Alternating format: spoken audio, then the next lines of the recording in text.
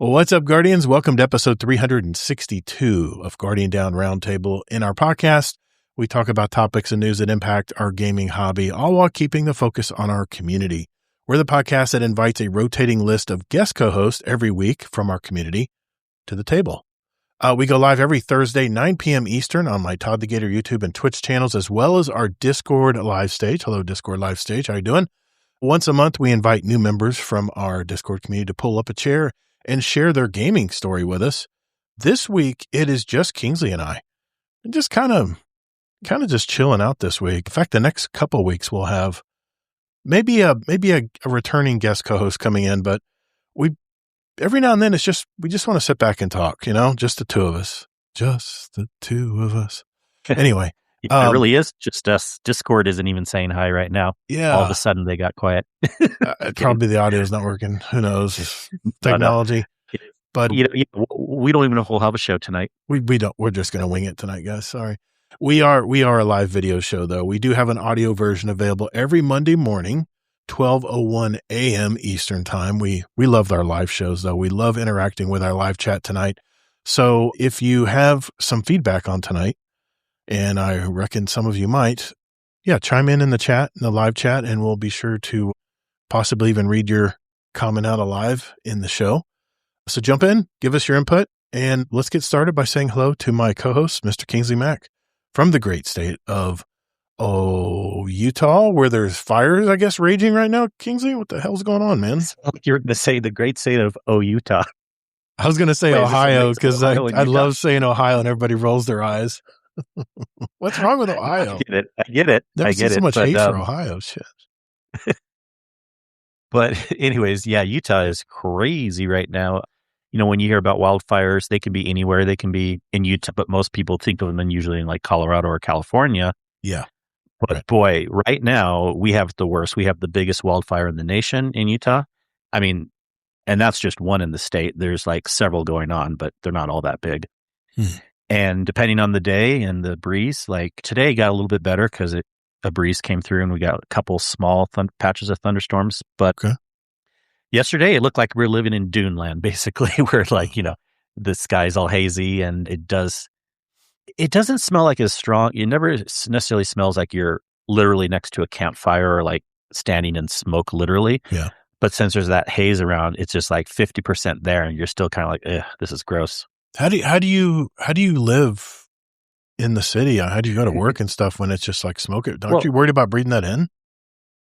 Well, yeah, you're worried a little bit. I mean, the thing is like supposedly like, that's even if you had it going for like a week and you don't want to breathe it in, but like even if you weren't doing a mask or outside much and you did breathe it in some, I think studies still show that's not as bad as like long-term, exhaust damage and stuff, but still.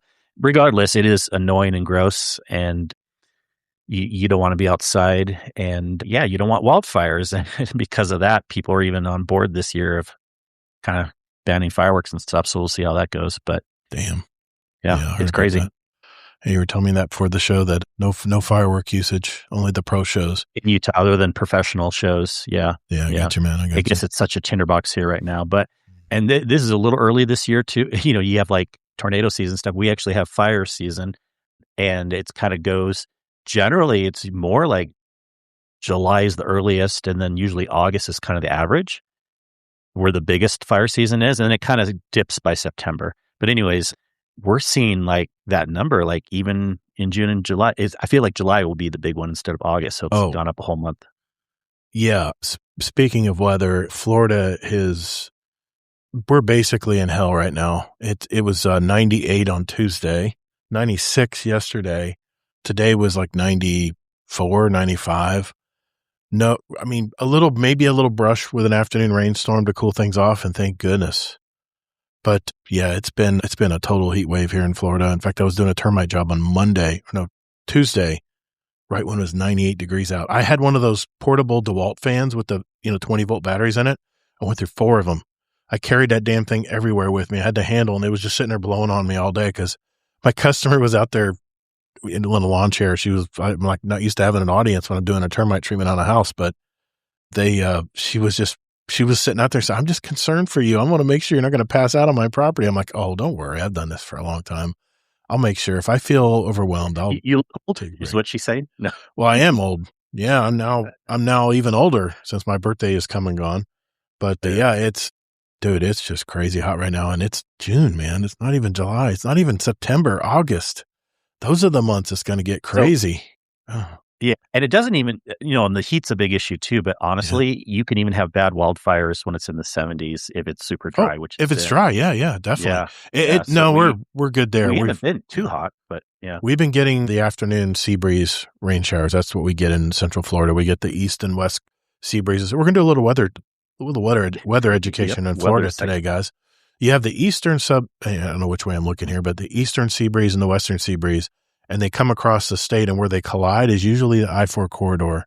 It's the main interstate highway that kind of crisscrosses from Tampa to Jacksonville, and Florida and Orlando's like right there in the middle.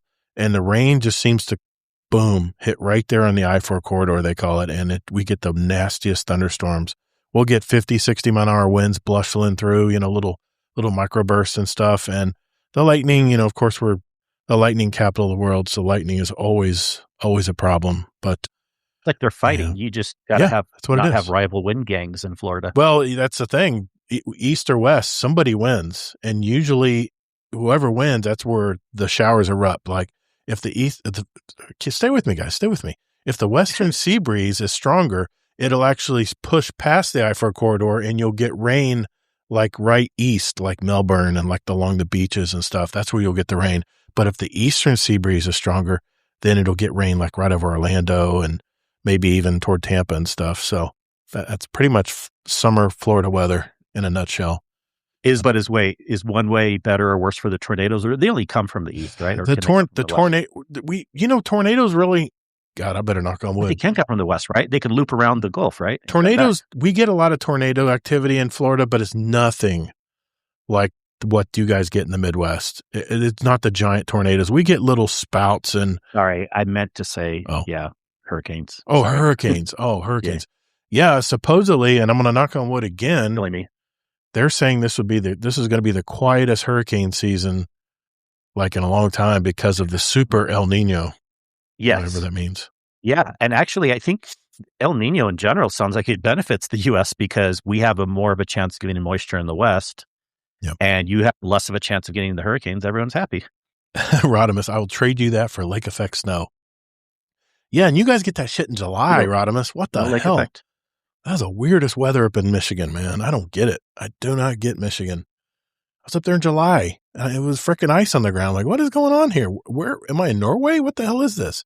All right, we got a show to do. Sorry, I got off track here.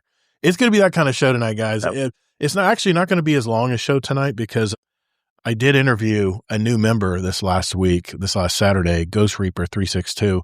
And you guys won't see it on the live show tonight, but it is going to be in the audio version if you want to listen to it. The actual video will be posted on the Patreon community. So if you're a patron of the show, you'll be able to see the video of us doing it. So yeah, a little bit shorter show tonight, but it's very packed with information nonetheless. And the first thing we have to talk about is it's a very sad day for Bungie because it was official today. You guys were talking in the Destiny channel about all these layoffs and stuff. I'm like, well, I mean, until the employees are walking to the parking lot with boxes in their hands, it's not really official. And then I looked at the tweets and everybody was tweeting out. And then the message from Herman Hulse, and I was like, well, damn, I guess that day is here. They didn't even make it out of June, man. I thought it'd be at least July before they even, maybe after 4th of July or something that they would get their walking papers. But no, I guess it happened today. So I want to read real quickly here. I want to read the message from Bungie and Herman Hulse. We'll start with the tweet from Bungie here. They said, with great sadness, we are announcing a reduction in force as we reorganize Bungie. As the leaders of Bungie, past and present, we recognize Destiny 2 fell short of expectations these past several years. Following our final content update to Destiny 2 and with our future projects still in early incubation, we unfortunately could not continue operating at our previous size. We know this decision has a profound impact on the people affected, their families, friends, and teammates. While these changes are necessary to best position the studio now and for the future, that does not lessen the difficulty of this moment or the impact it has on those affected. Later, we'll share more about that future with all of you, but today is not that day. Today, we wish to extend our gratitude and compassion to every member of the Bungie team who has been impacted and to those who will remain. We hope you will do the same. Bungie. It's just a straight Bungie tweet. And Herman Hulst did chime in today as well. Let me read his version of this. And sorry, the screen is really bright. Today, I want to share a difficult update regarding Bungie. We've made the decision to reduce Bungie's workforce, affecting a significant number of employees, including most of the Destiny team and some Marathon team members. There are also reductions across SIE teams that will support Bungie's operations. Those impacted at Bungie and within SIE are being informed today. This is a painful news, especially for talented colleagues whose roles have been eliminated.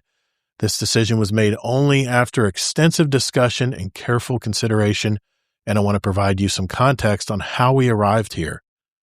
Over the past several months, together with Bungie leadership, we reviewed the studio's long-term direction, development priorities, resource needs, and role within our broader portfolio strategy. We explored multiple alternatives before concluding that a reduction was necessary to align the company's resources with its current priorities and long-term goals. As Bungie recently shared in its Destiny 2 update, the studio has begun a new journey following the release of the game's final live service content update. What Bungie has accomplished with Destiny over the past decade has truly been remarkable. The franchise has left a lasting mark on players and the industry, and everyone who contributed to its success should be proud of what they helped create. Marathon remains an important part of our portfolio, and we will continue to support the team as they build on the strong foundation established in Season 1 and 2, and as they work on incubation efforts for future projects. While it's too early to discuss, we are encouraged by the creativity and opportunities that lie ahead. Our immediate priority is supporting affected employees through this transition.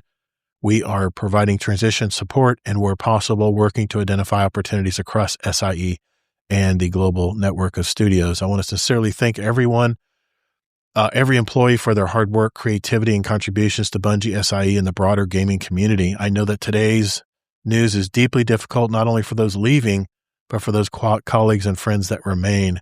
Please take your time to process this news and support one another. Thank you for your resilience and continued support during this difficult time. Herman Hulst, CEO, Studio Business Group. So there you go. It's official. That was a lot of, it's a lot of corporate speak, right? That's what I was, that's kind of what I was hearing, but yeah, it's official, guys. In fact, I went today. This is where it really hit me, is I went today to pull up the TWAB. I want to pull up the TWID, see what they're going to talk about this week. How they're going to work on this or that, or some tweaking this or tweaking that. It's ghost town. Nothing. So this is interesting because there could be two reasons, but I feel like either way, at least we're going to have another TWID, but just because this happened doesn't mean that they can't have it already in the pipelines or that limited staff of 5 that are still around to write one and just say sorry, this is it. We love you guys. Bye. And we may still get that though. But if we don't, that is going to kind of suck. Yeah, definitely. So this was supposed to be the intro portion of the show. I guess we're just going right into Bungie talk, but that was on me. And one other thing real quick. I mean, it does sound like whether it's talk or not, they do still want to at least someone wants to try to save the company. Yeah. And it sucks that Marathon's the only egg in the basket. Now they say there might be 2 small incubation projects. And unfortunately, it's true. Usually when you do those from the reverse order, when you're starting up new, you do only have a small team at first and you hire more when you develop it. Right. But now since they were already having money problems, they can't keep the people on for these projects until, and then if someone sees them hire in a year or 2, they'll be like, wait, why are you hiring already? Well, it kind of actually works like that way for incubation projects. So at least that's better than nothing, right? Yeah. We talked about a chance of doing something. Yeah, and we talked about using contractors, how more companies are going to use contractors in last week's topic and last week's show, if you didn't catch it. And I had a pretty good conversation with myself, you, and Huxlayer last week. And he is a freelance contractor, so it kind of was a perfect fit that he talked with us on the show about that. But yeah, today it kind of hit me. It's very surreal. I mean, I heard they were going to lay off. I mean, we've been hearing that stuff for the longest time, but I didn't really think it was It just didn't really sink in until today when we heard these statements, and then again, not even This Week in Destiny from Dudgy. Yeah. For some reason, maybe because I'm always just too realistic, it sunk in for me way back then. I had no doubt that it was going to be true. Yeah. Unfortunately. But yeah. Well, but yeah, even if Bungie can't come back around and bring more cool PvE games for us, I still just looking for more cool PvE games, and just wherever. I hope these people can go somewhere else and get hired. You got people like Mercules, you got all these different names and stuff, and we know pretty much they're not going anywhere else in Bungie, or Sony probably not. So I mean, they were writing tweets on X saying like, we're looking for work. So that kind of confirms they're not going somewhere else within Sony. So yeah, I hope people can help them out. A lot of good talent, and even if a different studio makes the next cool game that we all like, that's better than nothing, as long as these people get work. Yeah, and I wanted to read a comment that Dadbot Hero put in the Destiny feedback channel, or actually the podcast questions channel. I just got another tweet. I just got another text from a termite client. They're getting a swarm right now. Damn, what the hell is going on in Florida? Stop the show. Better help them. What the hell is going on in Florida right now? Yeah, it was a pretty long comment, but I wanted to mention it here. He goes, every time layoffs hit the gaming industry, we hear the same explanation.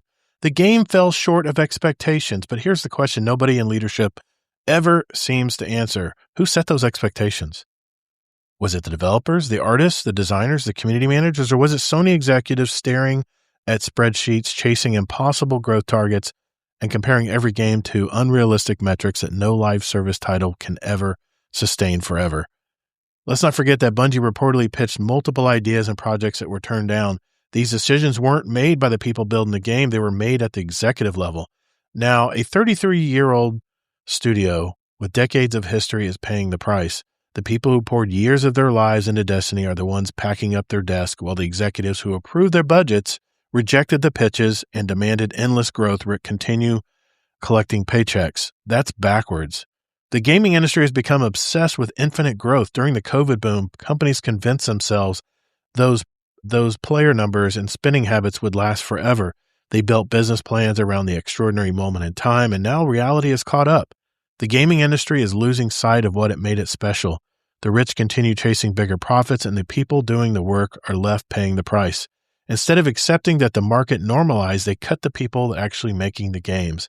Developers aren't failing. The business model is. I'm angry because this has become the norm. Amazing developers lose their livelihoods while executives answer to shareholders by saying a game underperformed. No. Someone made the decision that led here, and it wasn't the people creating Destiny. The rich continue chasing bigger profits while the people who work their asses off are the ones paying the price. The direction this industry is headed should concern every gamer, because today it's Bungie, tomorrow it's another studio we love. It feels like once a game loses its independence and becomes accountable to a giant corporation chasing endless growth, creativity takes a backseat to spreadsheets. Every quarterly report becomes more important, and what makes the portfolio more attractive for future investors than the people making the game. Bungie and its incredible developers deserve better than to become the cost of someone else's expectations. Well said, Dadbot Hero. I totally agree with you, man. And we've discussed this before, right? I love it. On a high level, this is all in a way kind of like, duh, yeah, we agree. Like it makes sense. But also it's kind of like on a realistic level, I know people say you shouldn't accept this, but like it is what it is. Like I love supporting the indie studios, and then eventually they can get big, and then eventually we can get in a cycle where the big studios run into these problems. Right. But then again, not all big studios. There's a couple small cases, things like, I'm sure it's toxic, but people are still generally enjoying things like World of Warcraft, and some of these studios still have case studies for going forever. But regardless, it's whether it comes around or not, I just want to play good games. And so it sucks when good games end and we're enjoying them. Yeah, and I'm going to add to my conversation that I had last week with my topic about that the Western game studios are changing, and it's going to be chaos. And I think the layoffs are only beginning. I know we had a big correction when the COVID years passed and we got back to reality in 2023, 2024, I still think studios are going to see a better way to make games cheaper. And or at least use that as an excuse. Well, here's the thing, Kingsley. I was listening back to last week's topic on this, and we're going down the same road that U.S. manufacturing did and U.S. shipbuilding did. We started the companies because of North America trade agreements and stuff. We started going for cheaper labor, making the same products. We took jobs from people in America, and the studios are doing the same thing. And I'll be the first to admit, these studio budgets are bloated big time, man. I mean, $500 million to make a video game when it's only $200 million to make a high production movie. Something's not right here. The only thing I'll say, though, is like, of course, with industrial age, it's a proven fact that right away that made things faster. But with AI, there's still a little uncertainty, especially in the programming, if the code is good enough yet. There's still a lot of humans that are needed to check over it and test things and stuff. And so it's not as proven yet, even though it could go that way. I think it's still kind of one of these things that could go one way or it could go the other. Yeah. Taco Cam, I'm not going to read that. I'll be realistic. Once it is, for sure, we know. But right now, there's still some uncertainty. Yeah. Yeah. And it's just, I've been a lot of the major Destiny, a lot of the Destiny streamers and content creators out there were all tweeting, sending out their tweets and remorse and wishing luck to everybody. I responded to Bungie's tweet as well, but it's just sad because, you kind of think this could have gone so much a different direction. And like I said years ago, there's two different ways this is going to go when Sony took over Bungie. One, Sony's going to bring in the manpower that Bungie needed, because remember, Bungie needed more manpower. They were getting behind on their delivery dates and stuff. And the content machine was just getting bigger and bigger. And I was hoping that they would bring in like a Raven Studios, or someone to come in and help like they did in Forsaken when they were still with Activision. But the other thing I was worried about was that Sony was going to break Bungie apart. And it just seems like we're going down that road, man. It just seems, we'll see how Marathon does, but I'm not optimistic. And also it sucks because, whether or not selling them to Sony was a Hail Mary, people can agree or disagree on that. I think what we know 100% though is there definitely was still some issues and toxicity before the sale to Sony, and that unfortunately also added to making it harder. Yeah, Sin even mentioned better. It's not seems, we are going down that road. Yeah, exactly. Zipping says, the whole cinematics team being laid off, that makes me not have a lot of faith in Marathon's future. Yeah, I mean they're introducing this new PvE only mode, but what kind of threw me is it's an extraction game and you can't extract with any gear. I mean, I don't know, man. I don't know. I'm going to try it because I already bought the game. I already gave Bungie my money for Marathon, so I might as well ride it out. I did not play Season 2 because there's just other games that have their hooks in me right now, and Marathon just hasn't really held my attention. Well, and the Marathon thing's even kind of a different subject, but now that we're going into that, and I do want to mention that they supposedly got some layoffs too, and then SIE also, like we said in the statement. What that means, I mean, we shouldn't just glaze over it, is like, it's interesting. I don't know if that was just more a statement move or more a move to actually even cut the company more. And they were like, well, even though we're promoting Marathon right now, we still think there's some bloat here and there. Yep. And that might still be a scary signal that even for Marathon to have a fighting chance. We're seeing this already on Marathon too, where they're like cutting things too quickly. Yeah. Look, if you're going to say you're going to support it for a year, support it fully. Don't like say that, but then not actually do it. There's probably some contracts that we don't know about in play, so that's probably why they're going to at least go. That's why I thought they'd go at least till spring of next year. That would make it a year, right? Yeah, but will it go good if they're losing people too? Yeah. So I'm thinking there's probably some kind of contract involved there, or something with labor or with upper management or whatever it may be. Who knows, man? This is so depressing just talking about it, but I didn't really want our whole show to be just one big slog of woe is us and woe is Bungie. But anyways, but I think we're going to pull a a Potato Thumbs podcast because on the show tonight, we started talking about the Destiny layoffs, but I actually had a topic I wanted to talk about tonight, which actually was on a positive note concerning Unreal Engine. And I saw the latest State of Unreal conference this last week, and I'll get into it. I'll get into that, especially after that point. We'll do our normal catch up, Kingsley, talk about our weeks, and have had some interesting weeks. That's for sure. Especially this week. Something that just happened today. We'll talk about that. And at the end of the show, I think time will allow, because it'll be a shorter show tonight, we'll get questions from our community, because we do have some good questions in our Discord community. If you ever do want to leave us a question, by the way, it's on our Discord, discord.gg/Guardian Down Roundtable, and just go to our podcast questions channel in there. You'll find it. Believe me, it's right there at the top.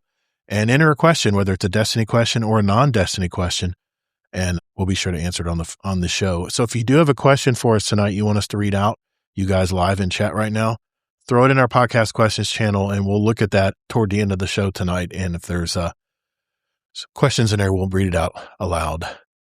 You heard it here. Destiny 3 is moving to the Quake engine. It's going to feel like Doom. There it is. It's, somebody clip that. Hey, Bring It. How you doing, man? My God, Bring It. I haven't heard that name in a long time. Yeah, Dad's a Destiny days, man. Good to see you in the YouTube chat, man. Good to see you out there, man. Okay. Well, I'm going to do what Potato Thumbs does when they start going right into their podcast. Play that intro music.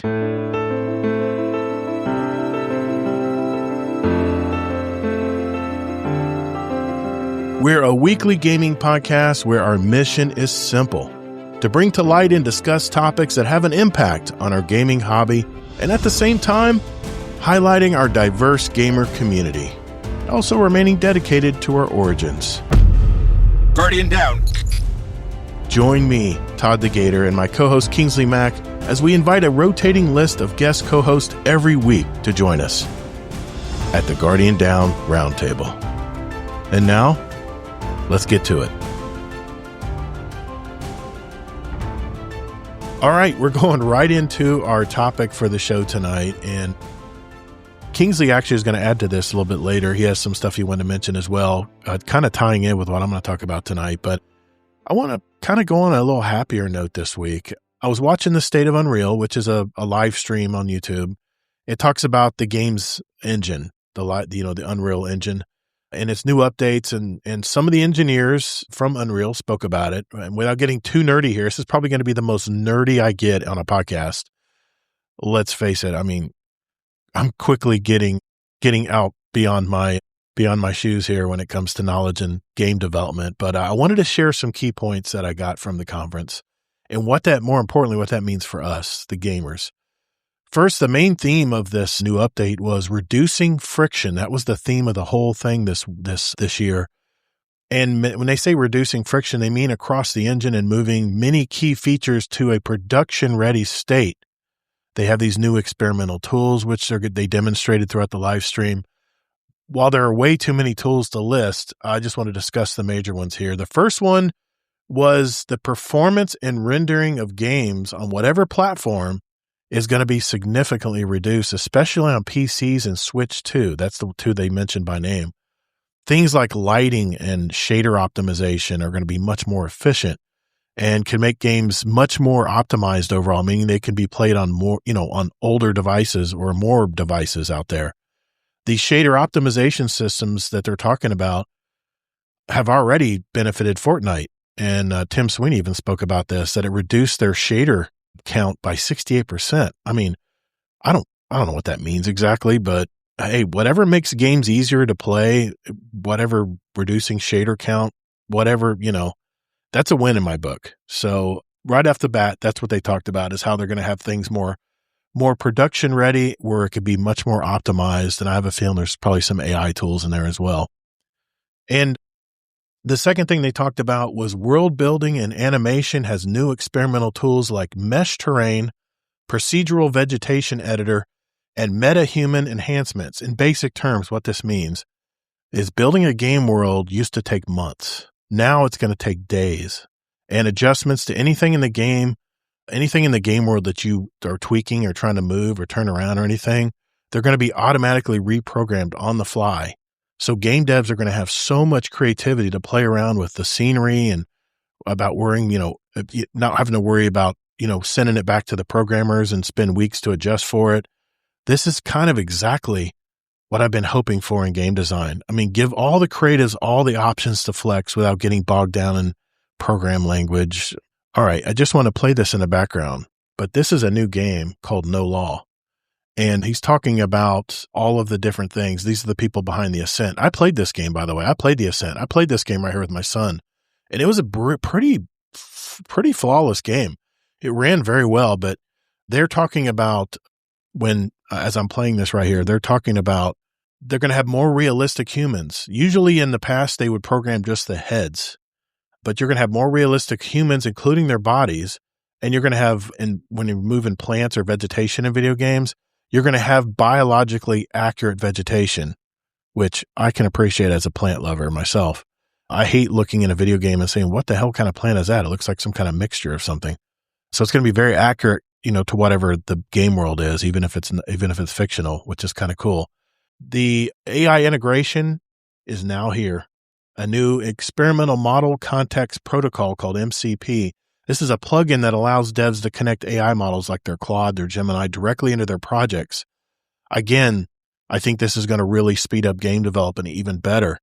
Number 4 is media and entertainment diffusion model workflows. This is allowing artists to use 3D scene data to guide image and video generation, making the results very consistent with their 3D scenes. What all this gobbledygook means is that instead of an AI just guessing what your scene should look like, usually getting it wrong, you are going to feed it the blueprints of your 3D level. And remember how they used to get more realistic expressions on video games and animated characters in movies using a giant studio? You had to paste the balls all over their faces and stuff in the motion capture studios.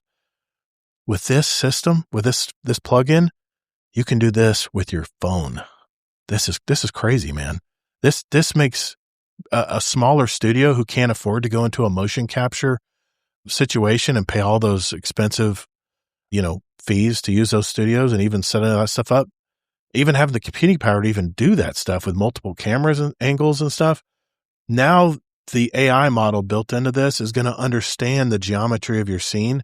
And when you tell it to generate a new image, it won't just draw a random picture. It'll draw a picture that perfectly aligns within the walls and floors and light that you already built.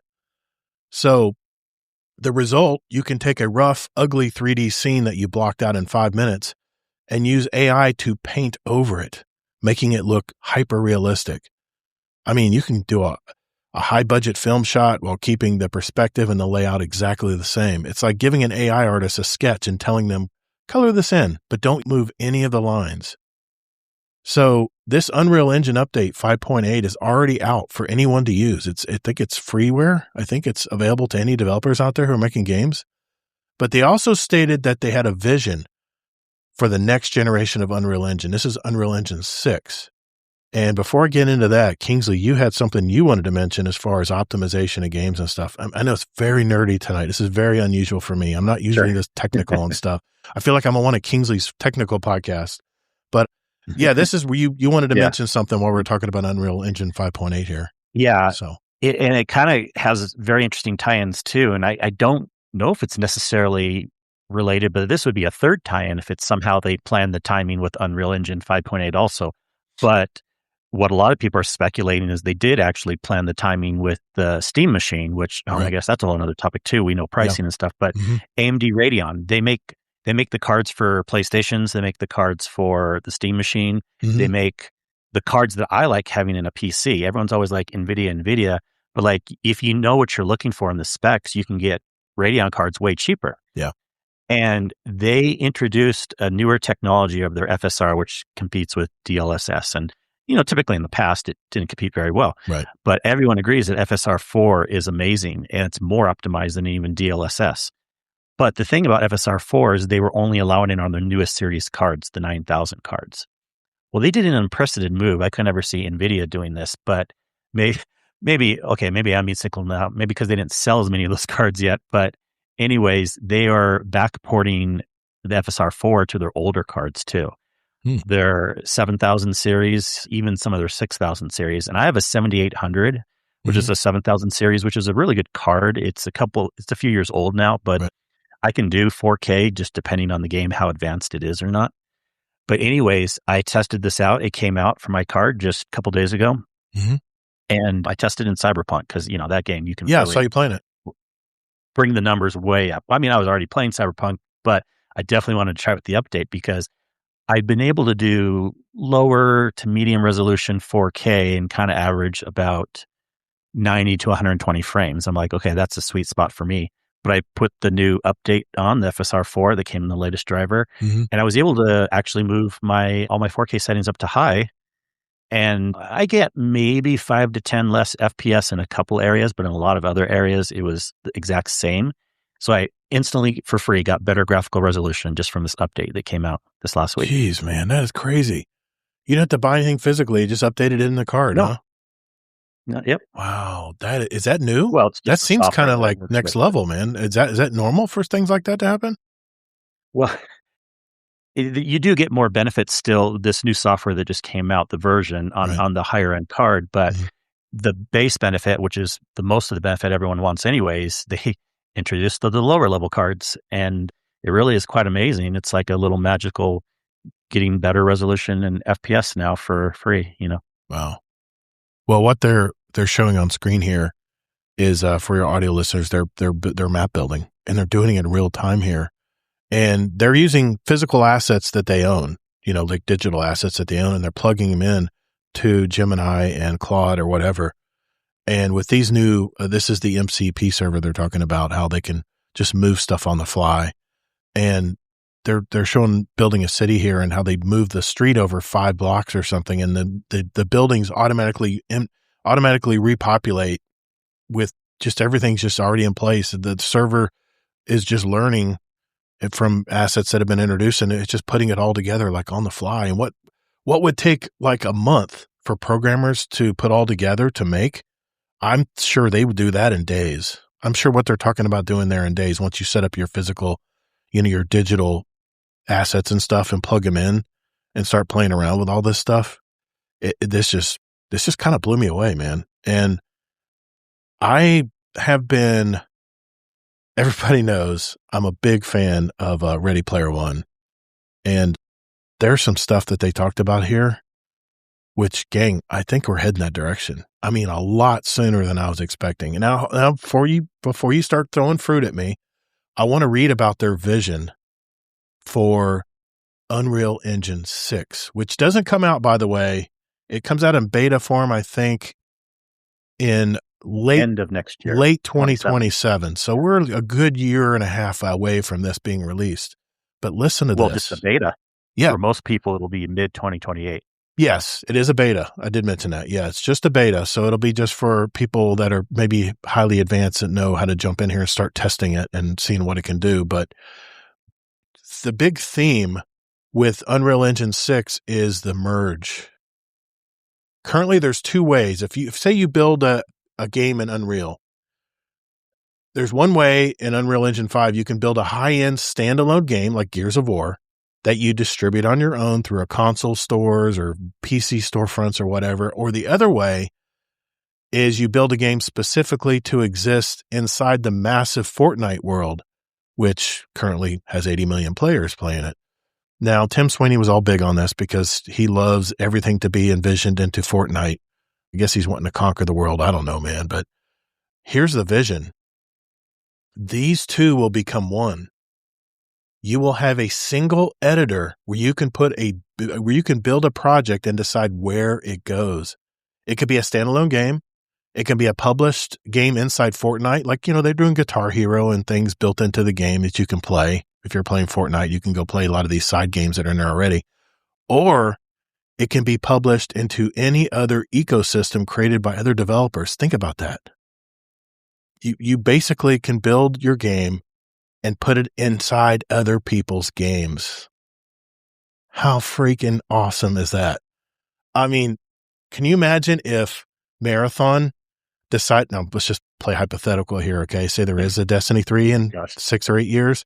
Can you imagine them putting Marathon into the Destiny 3 Destinyverse.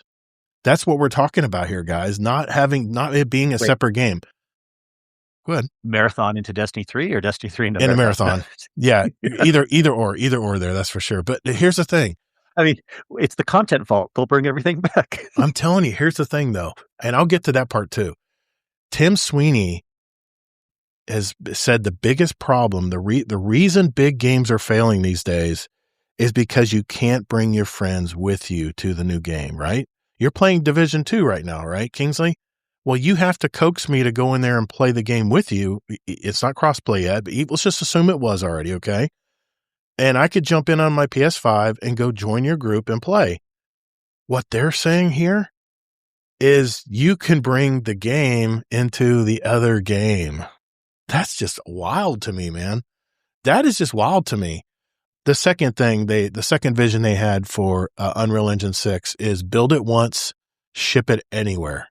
The goal is to create a seamless pipeline. If you develop something in the Unreal Engine 6 way, your game shouldn't be locked into just one platform. You should be able to deploy it in the console stores, PC, mobile, live stream service ecosystems like Fortnite. They keep bringing Fortnite in here because they're really behind it. The third thing is open standards and interoperability. Epic wants to move away from being a walled garden where all your content is locked inside Epic systems. The vision includes portable assets using open standards like USD and GLTF. Just pretend I know what that means. So that a character or item created for one game can be easily moved to another game without it breaking. And they're talking about shared economies. They want to prove this. Sorry, I'm getting really nerdy now. They want to prove this by making Fortnite cosmetics portable. Eventually, a player could own an outfit that works in your independent game and vice versa. Okay, hold on. I just thought about this right now. That's freaking nuts, This is all stuff that if they had the planning for a few years ago, they're either a few years too late or they're probably several years too early because it's not going to be out for a few years anyways. Right. But remember, we've had the whole thing where things are going back to exclusives. Yes, and everything you're talking about here makes it sound like it'll be more open. The exclusives are old hat. What they want. Unreal wants it to be open. So I think Xbox and PlayStation are scared right now. I think they are. They want people to stay on their platforms. And that's why a lot of them are, especially in single player games, they're going back. They're going back to console exclusives. But this I'm trying to contain myself because here's the thing. This is Ready Player One. Think about it. If you remember watching Ready Player One, what is the one thing you saw in Ready Player One? You had Andre the Giant. You had all of these brands. You had Halo characters all in this one giant hub where everybody came to play together. That really, I think, is where gaming is going, man. I mean, we may be getting that. As long as they agree to sharing the IPs. Well, that's just they're it. They have to agree. They'll have to figure out a way for it economically to work for everybody. Yeah. Obviously. I mean, if you want to buy your Halo cosmetics, you're going to have to go to Xbox, right? You're going to have to go to the Xbox store. And then once you buy it there, then because they have agreements with everybody, you can bring it into these other games. But here's what there was two other points that they had on Unreal Engine 6, and we'll definitely get into it. Massive scale and distributed computing. Unreal Engine 6 is being built to handle games that are far larger than what is possible today. We talked about size of servers and stuff, right? Distributed servers. They're developing technology to allow games to run across thousands of servers simultaneously. This would break the current limit, which usually caps players to, per instance, and it would allow for massive, persistent worlds that feel like a global ecosystem rather than a single closed-off game session. Ready Player One. That's exactly what they just talked about right there. That's Ready Player One, dude. I'm just saying. You love Ready Player One so much. There's better sci-fis than even Ready Player One. I'm not debating that. I'm not debating that, Kingsley. I'm just saying if this is the vision for Unreal Engine 6, we are not far from Ready Player One situation. Yeah, this is so cool. But the big problem is that this is going to even add more into my talking point that we may have a little lull for a while in Yes. overall amount of games, because I even heard today someone said that they're going to be developing their first game, but now because of Unreal 6, they want to wait 2 years because they don't want to build an Unreal 5 and then switch to Unreal 6. So they'll probably make it easy to do, though. Well, not always. Okay. We'll have to see. Okay. But I think they sounded like they did their research, and it could change down the road again, but they're going to stay in incubation for 2 years and then start developing it when Unreal 6 comes out. So we'll see. And hopefully it's not delayed. The actual mid. This is pie. Obviously, on time. This is pie in the sky. Obviously, this is all corporate. Yeah. They're just splooging everywhere. This is what we want to do. They're all having their little dream right now. But if this comes true, the last point is no overlords. A key philosophical point is that Epic doesn't want to be the overlord of this new internet-style gaming system. Instead, they want to be a partner, providing open-source tools like newly announced Lore version control system and the Verse programming language, so that developers can build their own servers, host their own content, and travel freely between different game experiences. In short, Unreal Engine 6 is designed to turn game development from a series of isolated islands, separate games, into a connected web of experiences where code, assets, and players can move seamlessly between any project built within the engine. Dude, you know me, man. I'm always waiting for the next greater thing. I remember playing ColecoVision and Atari thinking it was the shit. And then all of a sudden, Nintendo Entertainment came out or PlayStation 1 came out. I've seen every progression of gaming ever since gaming consoles came about. I never played the Magnavox, but I know there's a few of us in here that are a little older than me that did play the Magnavox, but it's basically just Pong. It's the same thing as the Atari, but you're old. I'm old. In other words, I'm old. Yeah. But dude, there has never been a time where I have been just like, I don't ever want to see a video game ever again. Because here's the thing that I know a lot of you youngins out there don't understand. We used to watch TV because that's what came on the TV. There was no recording stuff in advance or anything. We had to tune in. This is what the TV's putting out on 3, 6, 9, 35, and 24. Then they came out with this little console where we can actually play in the TV. You don't understand how amazing that. I think they've heard the story before, though. It just blew this little 13-year-old's head. It just blew my mind, man. But okay, I digress. But I mean, so basically, the Unreal 5.8. This is making basically what they're doing here is they're making AI more integrated into Unreal Engine, where developers can make games a lot faster. And I talked about this, how everybody get ready to drink, how Arc Raiders built that game in 3 years, half the time that it took Destiny to build their game, or these other big AAA studios to build their games. I think the days of 6-year projects are over, or going to be over soon. I think it's going to be more 2, 3, maybe even 4 years for GTA 6. And that's been even longer, but games something like that big may take 4 years. But when you're cutting the time of development down in half, there's less risk to these big companies like Sony, because here's the thing. If Sony decides to make a Destiny 3 today, they have to think about, is Destiny 3 going to be relevant? Is a live service game going to be relevant 6 years down the road? They have to play fortune teller and think about what in 6 years, what is the gaming industry going to look like? And if they build this game here, this is what happened to Marathon, man. They were chasing that trend, right? Coming up with that the first person shooter where you can extract.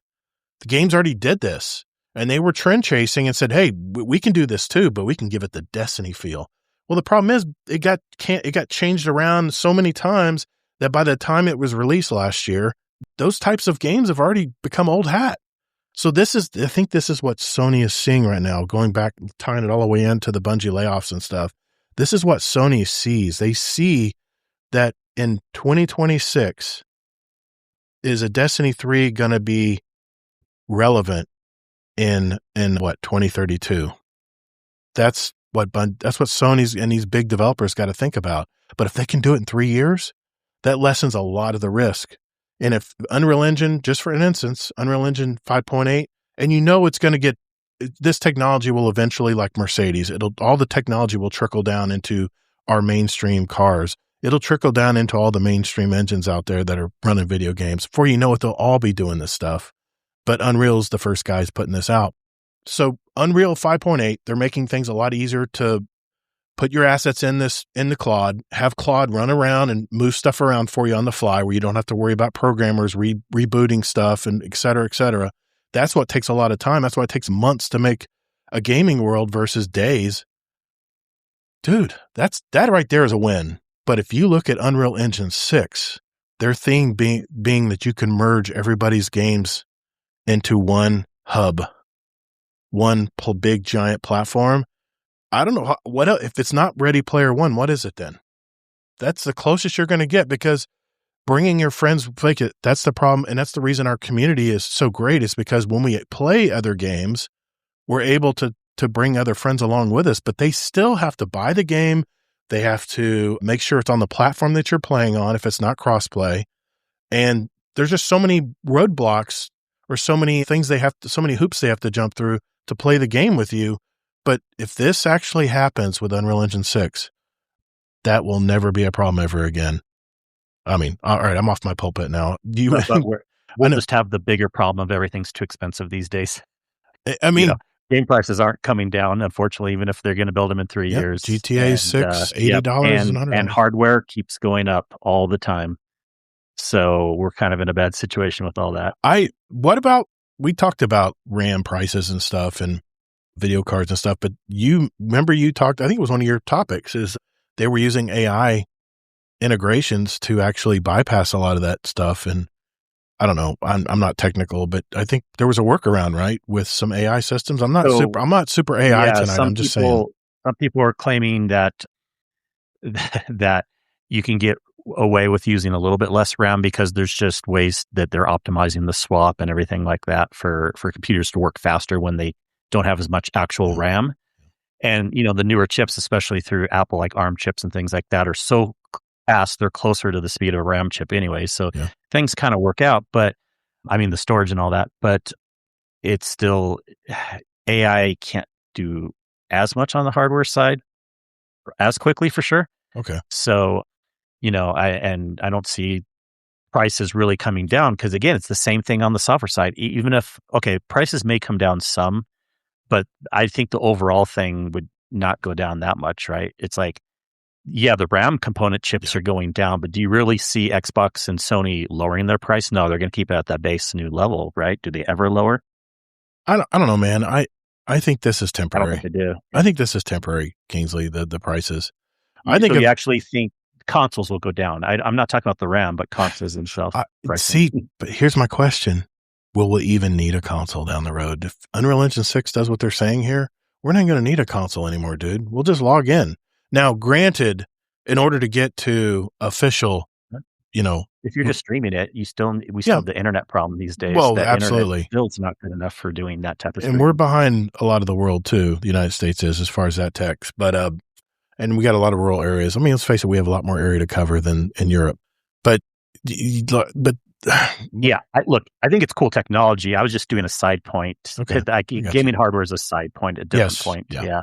I think it's temporary. Down, but I think it's temporary, and I thought, like I said, why would we even need a console down the road? So the point is moot, because if there's another way now, granted, we don't have the very good eyewear yet. We're not there yet, but I think once this happens, I think there will be people who want to make money in this industry who will create the technology that'll make it a lot easier, and then we'll have the unidirectional treadmills that we hop on and can run anywhere like we are in real life. And I don't think it's as far. That's where you lost me. I agree. All right. I was going to see how far I could push you before you just went, that's enough.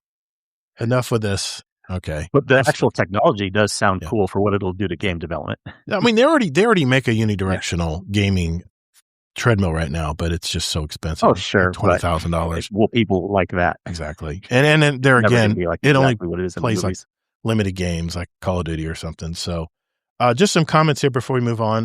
This is Zitping.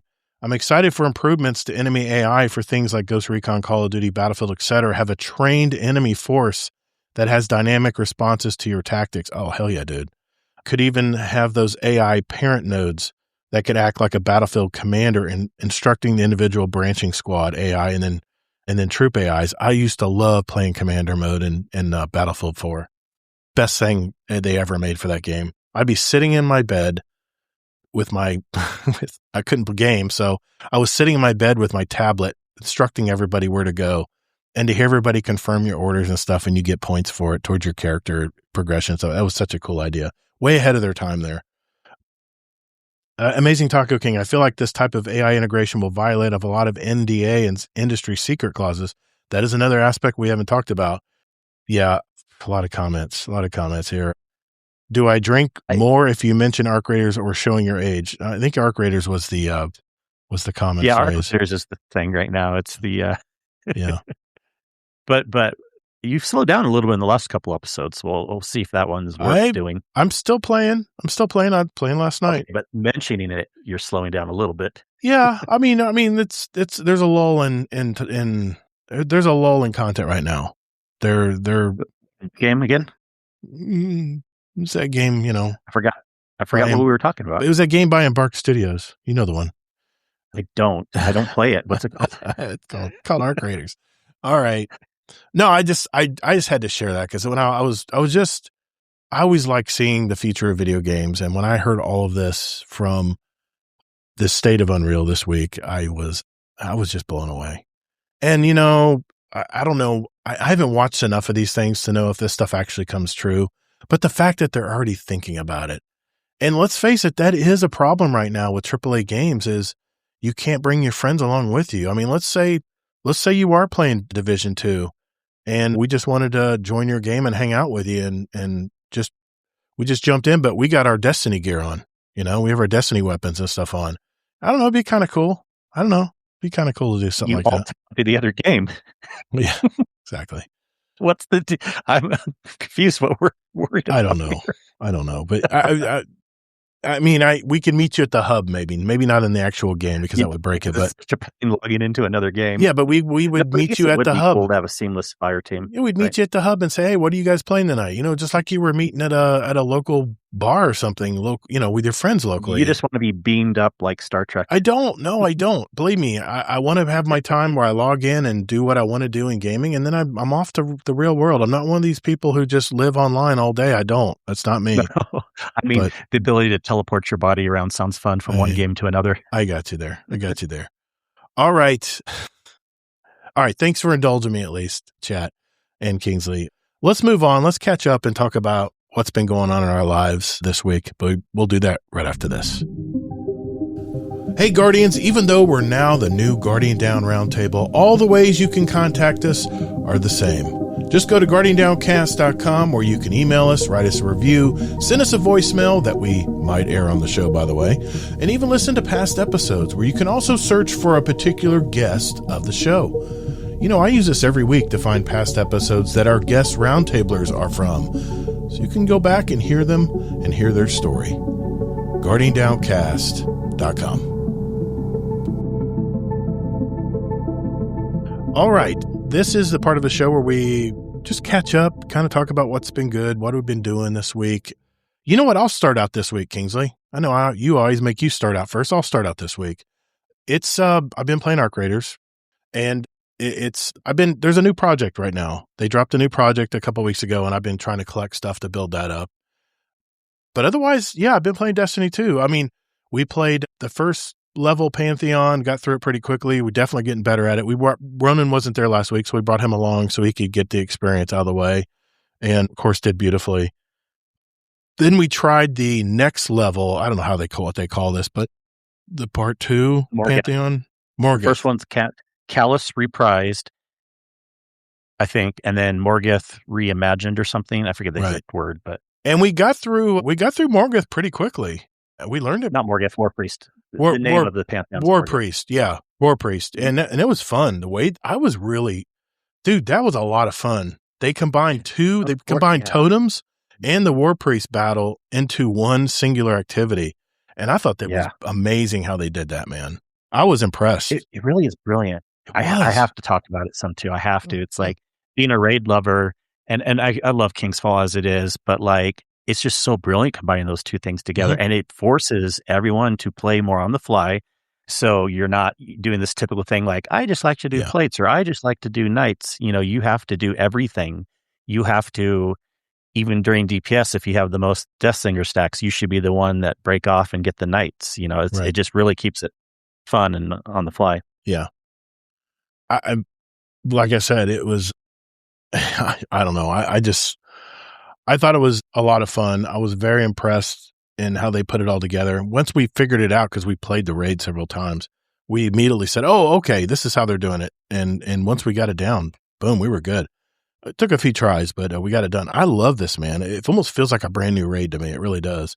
Then we got on to the Garden of Salvation boss, and we were Created mind. Yeah, we were totally lost. We didn't know where to go. We didn't know how they were combining this. And apparently you've done some research on this, Mike, and it's going to be a little tougher the second time, right? Yeah. I at least know more what to do. And not only that, shout out to our Wednesday raid group. We decided to hop in it some, and we got through War Priest also pretty well. I think it helped that a few of us already had experience with it, but also it's one of those things, you're right, it can go really, really bad for a few times, but then once it clicks faster than most. Kind of like the Hobgoblin encounter in Desert, right? We had like the hardest time with that at first. Yeah, we did. But when it clicked, it's like almost kind of easy now. But anyways, but Consecrated Mind, I love what they did there too. Okay. But I already heard from a streamer, plus I can just tell the writing on the wall. This will be the encounter, just like the last one. The middle one's the hardest. This will trip up the most groups. Okay.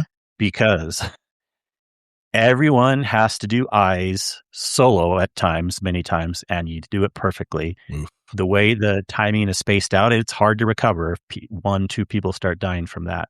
So you almost have to worry about doing it flawlessly, ideally. I mean, I guess you could die to other things, but if you die when you're trying to do eyes, you know, it's just the timing and everything. So yeah. Just remember when it comes to eyes, it's inside, outside, little. Well, yeah, if you're the only one there, you don't have to even worry about that because you have to shoot all three yourself anyways. Got it. Okay, I got you. Jeez. You know, I'm looking forward to, are we playing that this weekend? Yeah. Okay. No, we're off for a couple of weeks because people are gone, and then the week after is 4th of July, so we haven't decided what we're going to do. Oh, but, okay. We'll talk about it. We're going to do other fun stuff this weekend. We're going to, I think we're going to do Sin Wanted Garden or something, and then no, Last Wish for getting we would all want it, the 1K voice. I was going to say, what if I get it? Sin's going to hate it. Well, then we'll run it again. Yep. Same that again. Fuck it, we'll do it live. Yeah, I'm good. Yeah, and if we get bored or if we stop doing that, then we can even finally get you your microcosm too. Yes, that's right. We talked about that. That's right. I gotta get the last 2 challenge modes complete and to get my microcosm. That's what step I'm on for that. And this is going back to Final Shape. And yeah, I think there's some chests there too I need for my aspects. No, fragments. Oh, the collectibles. Yeah, the little fragment chest. I think there's a couple I'm missing. Oh yeah. So I'll get those when I'm there too. Yeah. Yeah, we'll figure it out. I'll stream it. I'll stream it, of course, live Saturday night, probably around 10:30ish. It's gonna be late night. And we'll figure out what we're gonna do. We're gonna raid or do something. So as far as it has been, June has been a crazy month, man. Like I mentioned last week, all of my immediate family has birthdays, including a lot of my not immediate family has birthdays. It's just like 7 or 8 birthdays in 1 month. And this weekend is my grandson's 2nd birthday. And what I've been doing, installing an above ground pool, not just a little kiddie pool. This is an 18-footer. It's a big one, 4 feet by 18 feet wide. And of course, my backyard is on a slope. So we got to bring in all the dirt. We got to level it out. And then I realized we got this pool, 48,000 pounds of weight sitting on top of this pile of sand. It's going to shift. So I had to build retaining walls on the back and on the front up near my house to keep the water from just washing it out. So my wrist and my forearms from using a 5-pound sledgehammer and just beating 2x4s into the ground about 2 feet down. In fact, I was just got a shower, finished up the walls today, and started filling in a ton of dirt. Now we got to backfill it in with a bunch of dirt. So, I mean, we're not even done yet. I took today off of work. I'm taking tomorrow off of work because everything's riding on my grandson's birthday this Saturday afternoon, and everyone's going to be there, and my wife's in panic mode. Well, while my wife was holding a 2x4 steak today, I told her, listen, don't get near the steak. Just put your hand here firmly and hold the steak. It's just so it doesn't get out of whack. I want it to be flush and level with the boards, For some damn reason, she was readjusting the steak. She put her hand on top of the steak, and I couldn't stop my swing. And thank God I wasn't swinging full force, but I crushed her hand with a 5-pound sledgehammer on wood, on a 2x4 piece of wood. Her hand seems to be okay because I didn't swing full bore, because I kind of backed off as I was swinging, but her index finger is all swollen and purple. So we're hoping it's not broken or fractured or whatever. But thank God it's not her writing hand, because she's a teacher. She has to use her writing hand a lot. So that happened today. So that was crazy. And my wife is such a trooper, man. She gets hit. She doesn't cry or anything. She's like, oh, I'm okay. I'm okay. I'm like, seriously? I'd be like wailing on the ground if that happened to me. But anyway, she's a damn trooper, man. I mean, she had 2 babies without any meds. So, I mean, she's just a lot stronger than me. Let's just leave it at that. And to boot, it's 96 out today. So it's just crazy hot. I mean, it's just been really rough. Had a big termite job I did this week. Man, termites have been swarming this month. I mean, really bad. No movies this week, obviously, because we've been getting ready for this birthday party this weekend. I do have a show I've been watching, though, on Peacock, and I just found it. It's The Traitors Canada, and I'm currently just finished season 2, and I'm on season 3. I've been binging this every night before bed for a couple hours, like a couple episodes per bed before I go to bed. And this second season, I don't know if you know about this game, but it's a murder mystery game. It's a reality show. And she basically, while everyone's blindfolded, about 25 people, she'll pick two or three people that are considered the traitors. And they have to lie, cheat, steal, do whatever to make it to the end. And then the other people are called faithfuls. And if they make it to the end of the game, if there's no traitors left, they split the money, and it's up to $100,000. If there's one traitor left, they take all the money. So it's a really fascinating reality show. And I'm not really into reality shows much, but other than the latest episode 50 of Survivor, I really haven't watched about a bunch of reality. But that is my current junk food TV watching. But we all wanted to give a shout out to Cartel One Up. Last Saturday, he flooded us with a raid while we were raiding actually on Twitch. So I wanted to give him a shout out. Cartel One Up. Thank you, man, for that massive raid this last weekend. But other than that, that's it for me, Kingsley. What's going on in your life this week, man? Yeah, the raid stuff was fun. I've mostly just this last week been playing either Destiny or Cyberpunk. Destiny, Sin was still, I did get the Immortal title. I mean, it wasn't that much work for me, I felt like. And then Sin wanted to get it also. And so I was helping go. We were trying to find little triumphs that maybe we both hadn't done yet. But, so of course there's some overlap. And so don't mind doing that, helping out and playing with Allocate, doing that also, and doing triumph stuff and more of that than I normally ever would. But even in Destiny 1, the ending triumph was kind of one that I was interested in. So I figured it was fun enough to get it done here. So I got it done. And then, of course, the raiding, which I enjoy doing with the teams.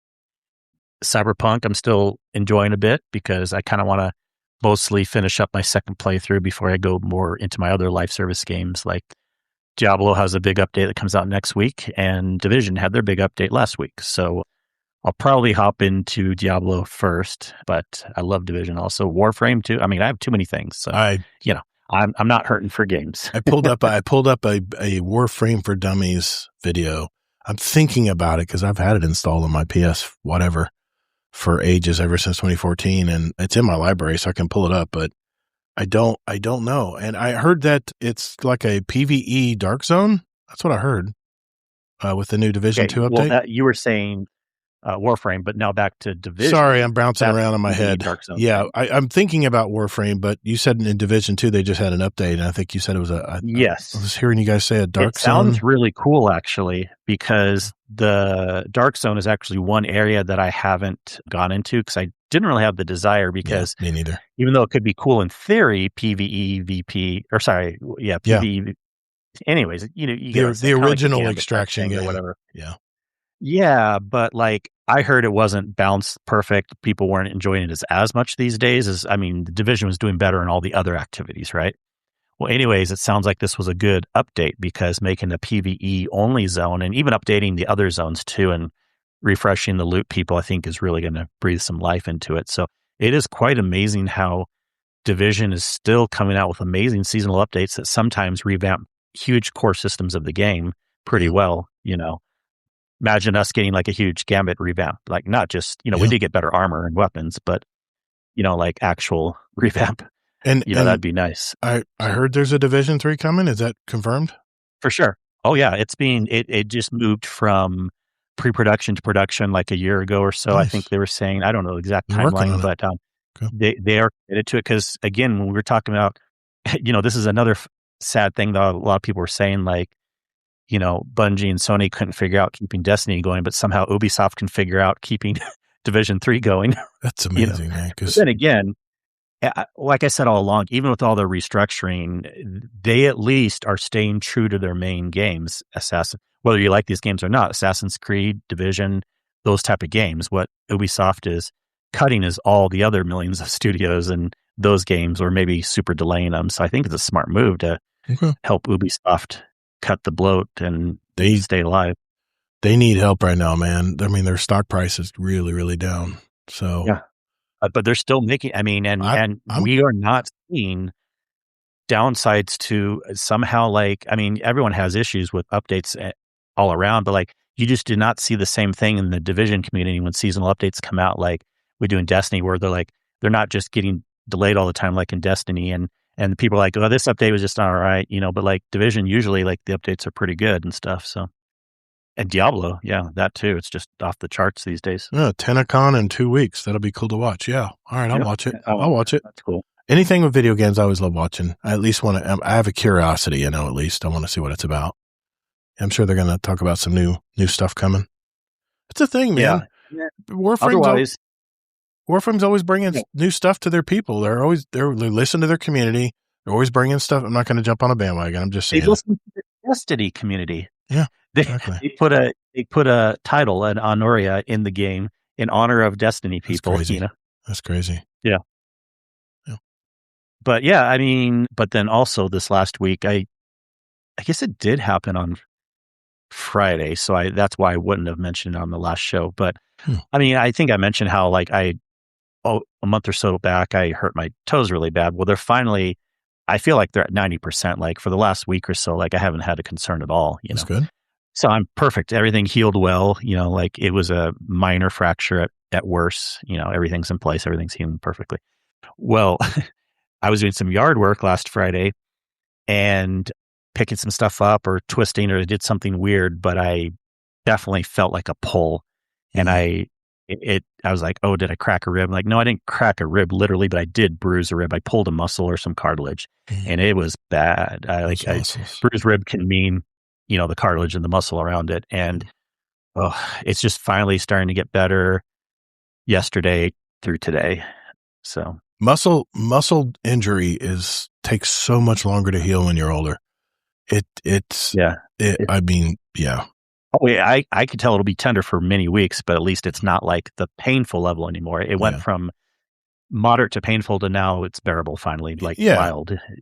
You can feel that your body's repairing it. That's all that matters. Mm-hmm. Yeah, I got you, man. All right, cool. Yeah, and I was even almost having to consider getting a muscle relaxant because it was pain in the front, but I could tell my back muscles were starting to hurt too. I'm like, I know I didn't get hurt back there, so I'm like, oh, I'm just tightening up too much, from the pain. And God help me if I ever have to be on pain meds all the time. I have friends that have major back issues and stuff. They're just taking stuff all the time. I hope I don't get to that point. Luckily, I could tell I'm healing from this. So that's good. Good. Well, that's all happy there, and I think that's mostly it on my side. Okay. Well, let's get to some questions for the show. We got some good ones out there, and we'll be right back. Hello, everyone. Elmer Fudd Games here. They say it's hip to be square, but really, it's hip to be Guardian Down round. Round is the shape, not like square. It's a podcast. I hope you enjoy it. It's changed my life. It'll change yours too. All right, boys and girls, it's that time of our show where we answer questions from you guys. And we're going to start with Bleehy48 here. He has a question. He says, maybe I'm crazy? There seems to be a lot of really excellent players in the GDC clans. I've watched in amazement when they reach 550 in a matter of days. But what I want to know is, are there any bad players? Maybe that's not the right term, but let's call them, quote, normal players. I'm asking because I'm one, and I'd like to find others. Why? In the past, I have been in clans and gone on difficult missions, and we get to a big room filled with bad guys, and the good guys say to me, just go over there and stand on that platform. Nobody will shoot you except at the 230 mark. A red bar will come for you so you can shoot him. That might change in the future when we have AI characters that are smarter. I don't know, maybe. It got me through the mission in record time and got whatever the loot was there. But it wasn't a great experience. I'd like to find some players who would like to band together to figure out how to succeed and get better, or I guess get good. Thanks. Yeah, that's what we do every Saturday night. I'm not a Sherpa. I'm sure as hell not a Sherpa. In fact, I'm usually following my other brothers and sisters in our fire team to figure out what to do. And a lot of the people I play with are really good at just reasoning stuff out calmly and not getting too emotional about it.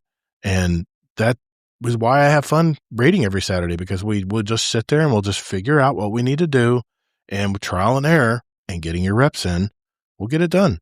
So I hear you, Blee. Yeah, to answer his question, there are a lot of players like you out there.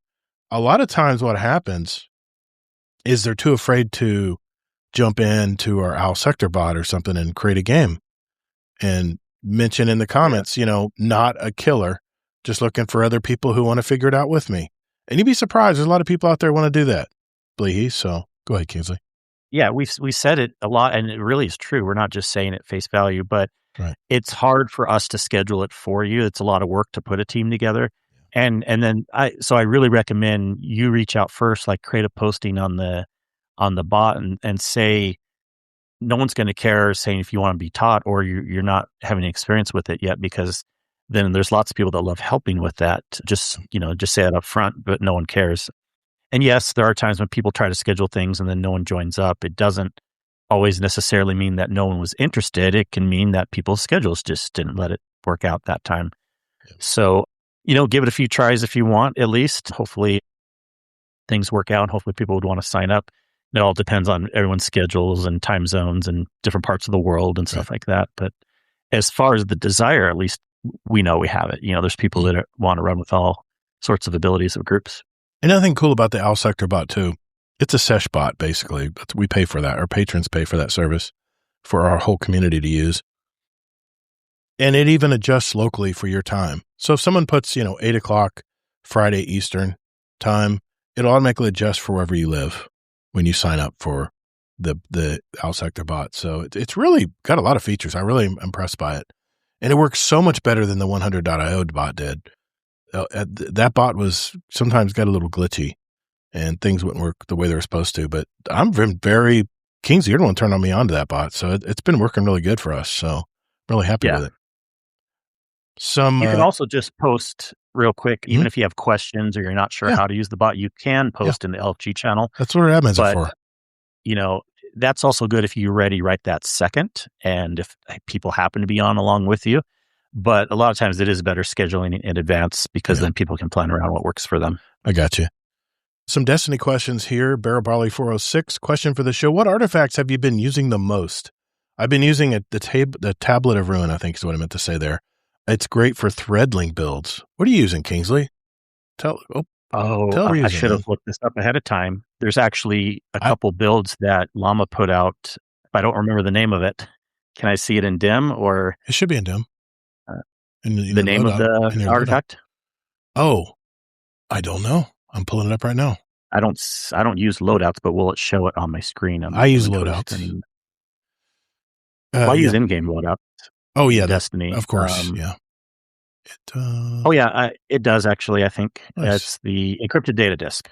Okay, and that's what I'm there's using. just some really good DPS things in there. So Llama put out the best Warlock DPS builds, and technically, Arc is still the highest. Now, I may not stay on Arc, but Prismatic is kind of the second general highest, and then Nova Bomb's below that, and then Solar Sword, even though they buffed it some, is a little bit below that. Now, it all sounds like normal, but I wanted to at least do a build since we had options of different artifacts. Now, this is the one that supposedly works the best with a DPS Warlock build, because everyone knows I don't like being the well person. I like being the more offensive DPS Warlock, which actually can be a thing, even though it's maybe not as high as obviously Hunters or Titans at times for DPS. You can still have a Warlock DPS build that focuses more on that. And then Todd looks at me, he's like, why are my numbers so much lower? Well, because you refuse to run Arc.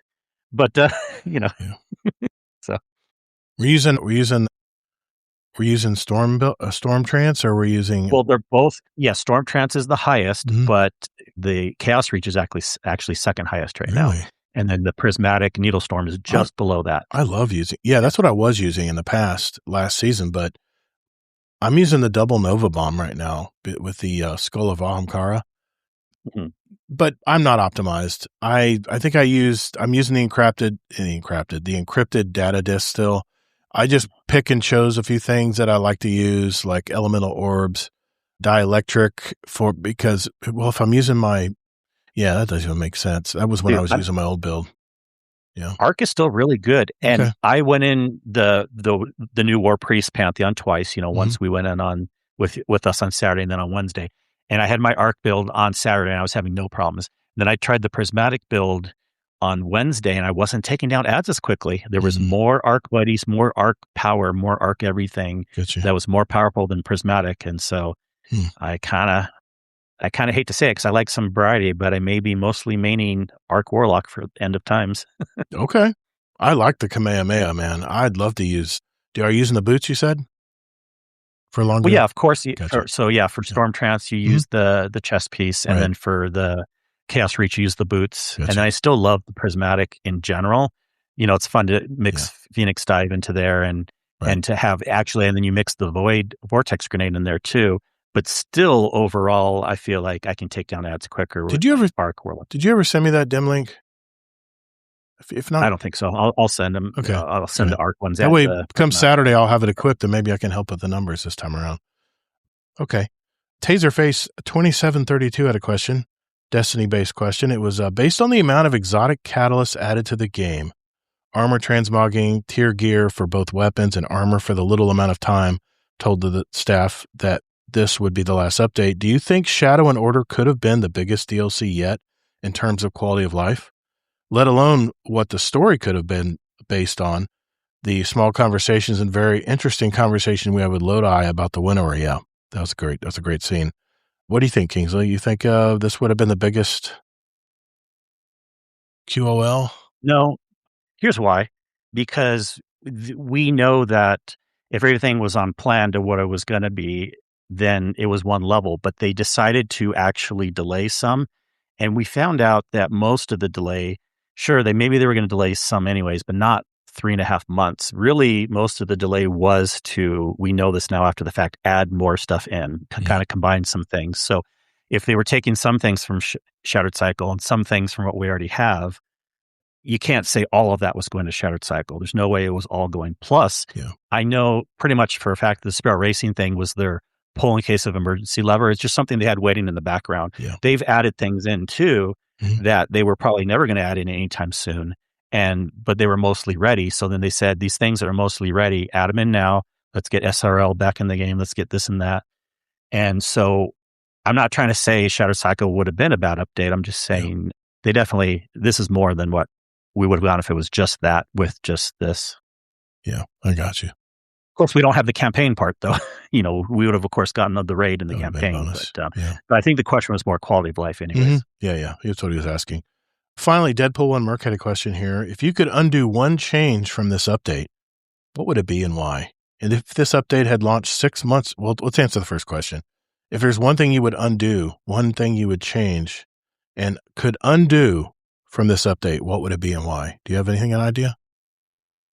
Well, I actually think and we all kind of agree, this is a pretty perfect update. It's really hard The only thing that just came to mind right now was, and I mentioned this in the Discord, but like, I feel like they changed the way the front page of the Eververse stores just within this last week. Like they portalified it. Mm-hmm. If you go look, it's just a bunch of squares now, where before it was like the featured part on the left where you could cycle through that, and then some bigger squares and some smaller squares. It was visually pleasing, right? But now it's just all the same size squares, and it's boring to me. And you have to go to a separate page to see the free Eververse offerings, or not free, but you mean the Eververse only offerings, which you kind of wanted to do that anyways to see all of them before, but now you can't see any of them unless you do that. Oh, wow.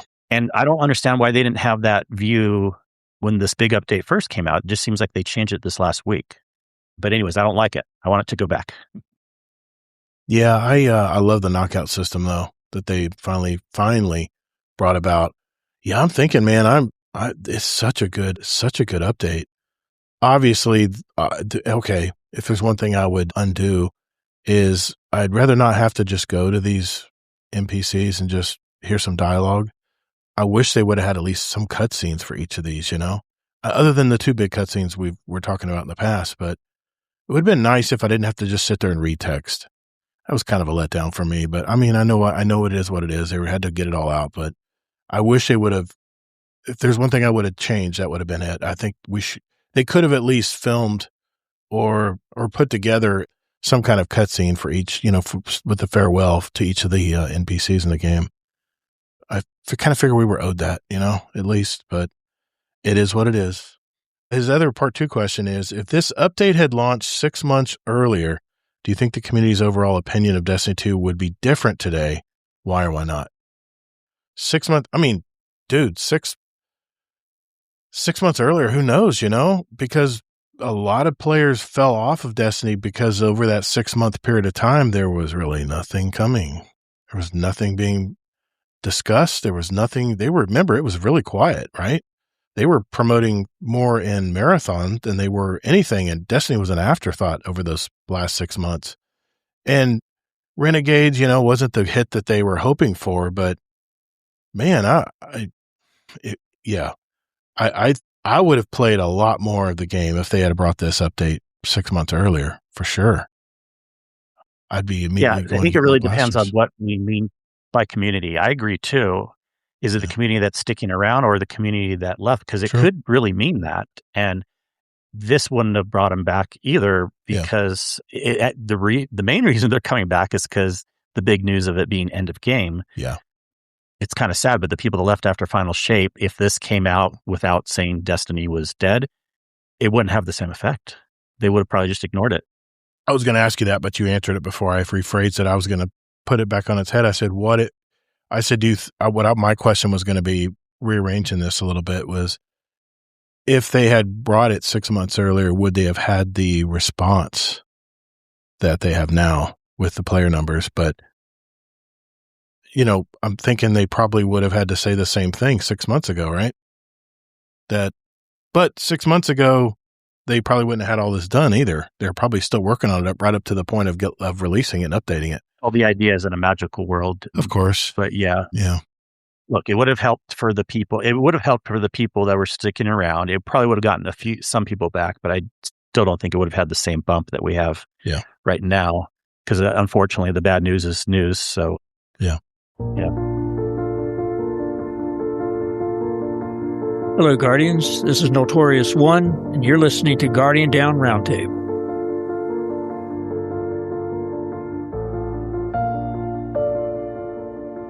Hey, everybody. Future Gator here. Just letting you know I'm going to insert the interview with our new member, the first time on the show, Mr. Ghost Reaper 362, and you're going to hear that interview right now. All right, welcome, boys and girls. This is the new member segment of our show. I'm adding this in post, actually, from our live show this last week.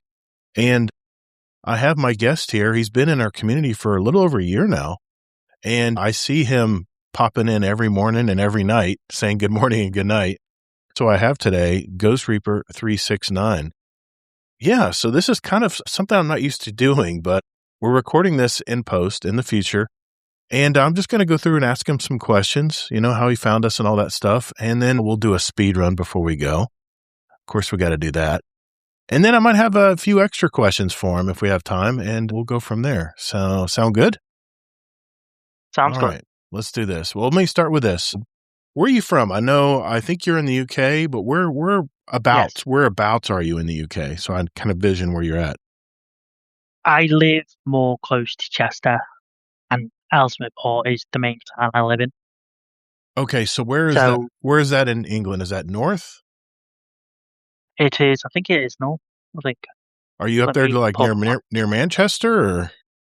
Yes. Okay, very cool. I would be able to tell if I was from the UK from your accent, but I have no clue. I'm just a dumb American. I don't know accents that well. But all of Americans. Now, let me ask you this: what do you do for a living, sir? I play video games for a living. Do you really? Yes. That is awesome, man. So, do you stream or do you produce videos? How do you make your living? I do a bit of streaming now and again. Okay. When the weather's nice, and when the weather's not nice, I stay inside and stream. Okay. Very cool, man. So are you saying you stream outside? No, I do walk. Okay. Gotcha. Are you married? Do you have any kids? I do not. Okay. Single. Single life. Single and available, ladies. There you go. Let me ask you this. What was your earliest moment in video games?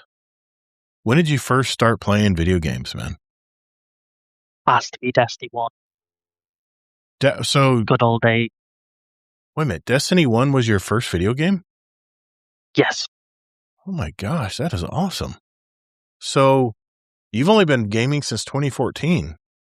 So you're fairly new to it then. That's pretty cool. For Destiny 1 and 2, I just meet new people and that's how I came into this clan, by meeting people. Okay. So how did you find the Destiny game? I loved it so much. I wish they kept going with it. Yeah. With all the updates and all that. Yeah. But now they stopped it. It's just don't know what to do no more. What's games to start playing again?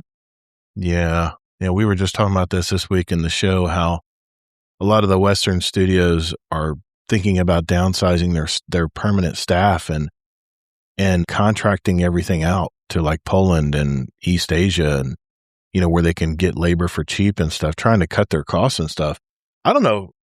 I thought they were making pretty good money to begin with, but I guess, I don't know if they're just getting greedy or what the hell's going on, but man, there's some big changes coming for gaming down the road. And what Sony did with Bungie just boggles my mind, because I've mentioned it in several episodes. I've mentioned, what's the highest selling video game of all time for Sony? And it was Spider-Man, 26 million copies. It was.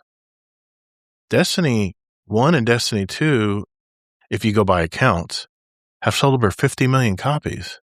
That's a no-brainer. It's not. I just don't. PlayStation just wants money, and so they just moosed off Bungie pretty much. Yeah. It just boggles my mind how I keep seeing these stories about they're seeking revenge on Bungie, and then other people are saying, no, it's just a business decision. I really, and then I've heard also that, they're going to give Marathon the year, which is what I predicted. They'd go through March when they launched. And, and some people are saying, I hope, at least they're sticking out with Marathon and supporting that game and letting them do feature development. And the thinking there is, well, maybe someone at Bungie will pitch something between now and then that Sony will go, okay, yeah, let's greenlight that and let's do that. So I don't know. I guess we'll find out, I guess, in the end. But why do you game? What is the main thing that you do? Why gaming, man? I mean, why not archery or, I don't know, what do you guys do over there in the UK? Lawn bowling or whatever it is. We play football. And cricket. cricket. There's a whole lot of stuff there what I don't like doing. I hear you, It's man. not my kind of cup of tea. Yeah. Video game is me. It makes me who I am.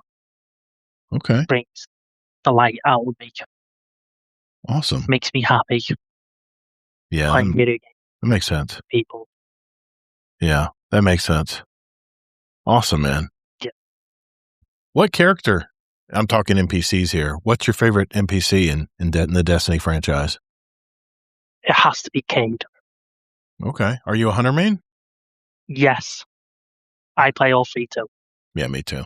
I like hunters. It's just warlocks are more versatile for me. I don't know why, but I can just do a lot more with warlocks, and you'll probably disagree. But Cade, okay. Everybody likes Cade. Actually, Warlock's actually quite good at the moment. They're quite broken with the new artifact glitch. Yeah, I've heard about that. Yeah. Yes. Are you a solo player, or do you prefer to play with a fire team? Or you do a little of both? I do a bit of both. Okay, gotcha. How did you But the- find... No, go ahead, Go repeat on. that. We have a little Hey. delay. We have a little delay here, so if I cut you off, it's because I'm hearing you late. Okay. Trying to get back into raiding again. Are you enjoying the new Pantheon that they have out? Yes. I'm loving it. It's bringing back a lot of members. Farming. A lot of memories Yes, for me. it is. Yeah, so. Same here. And you said you were a hunter main. Okay. I mean, do you do bounties? Of course. Always bounty prepping. Gotta get paid. Gotta get paid to play. Yes. You just need that carrot. I don't understand why Kingsley doesn't get this. You just need that carrot to. It's just the icing on top, right? When you're having fun and gaming, and all of a sudden, oh, I can got these more materials, or more XP, or an exotic engram. You know, the little extra things like that. It's just icing on the cake. You know. It is.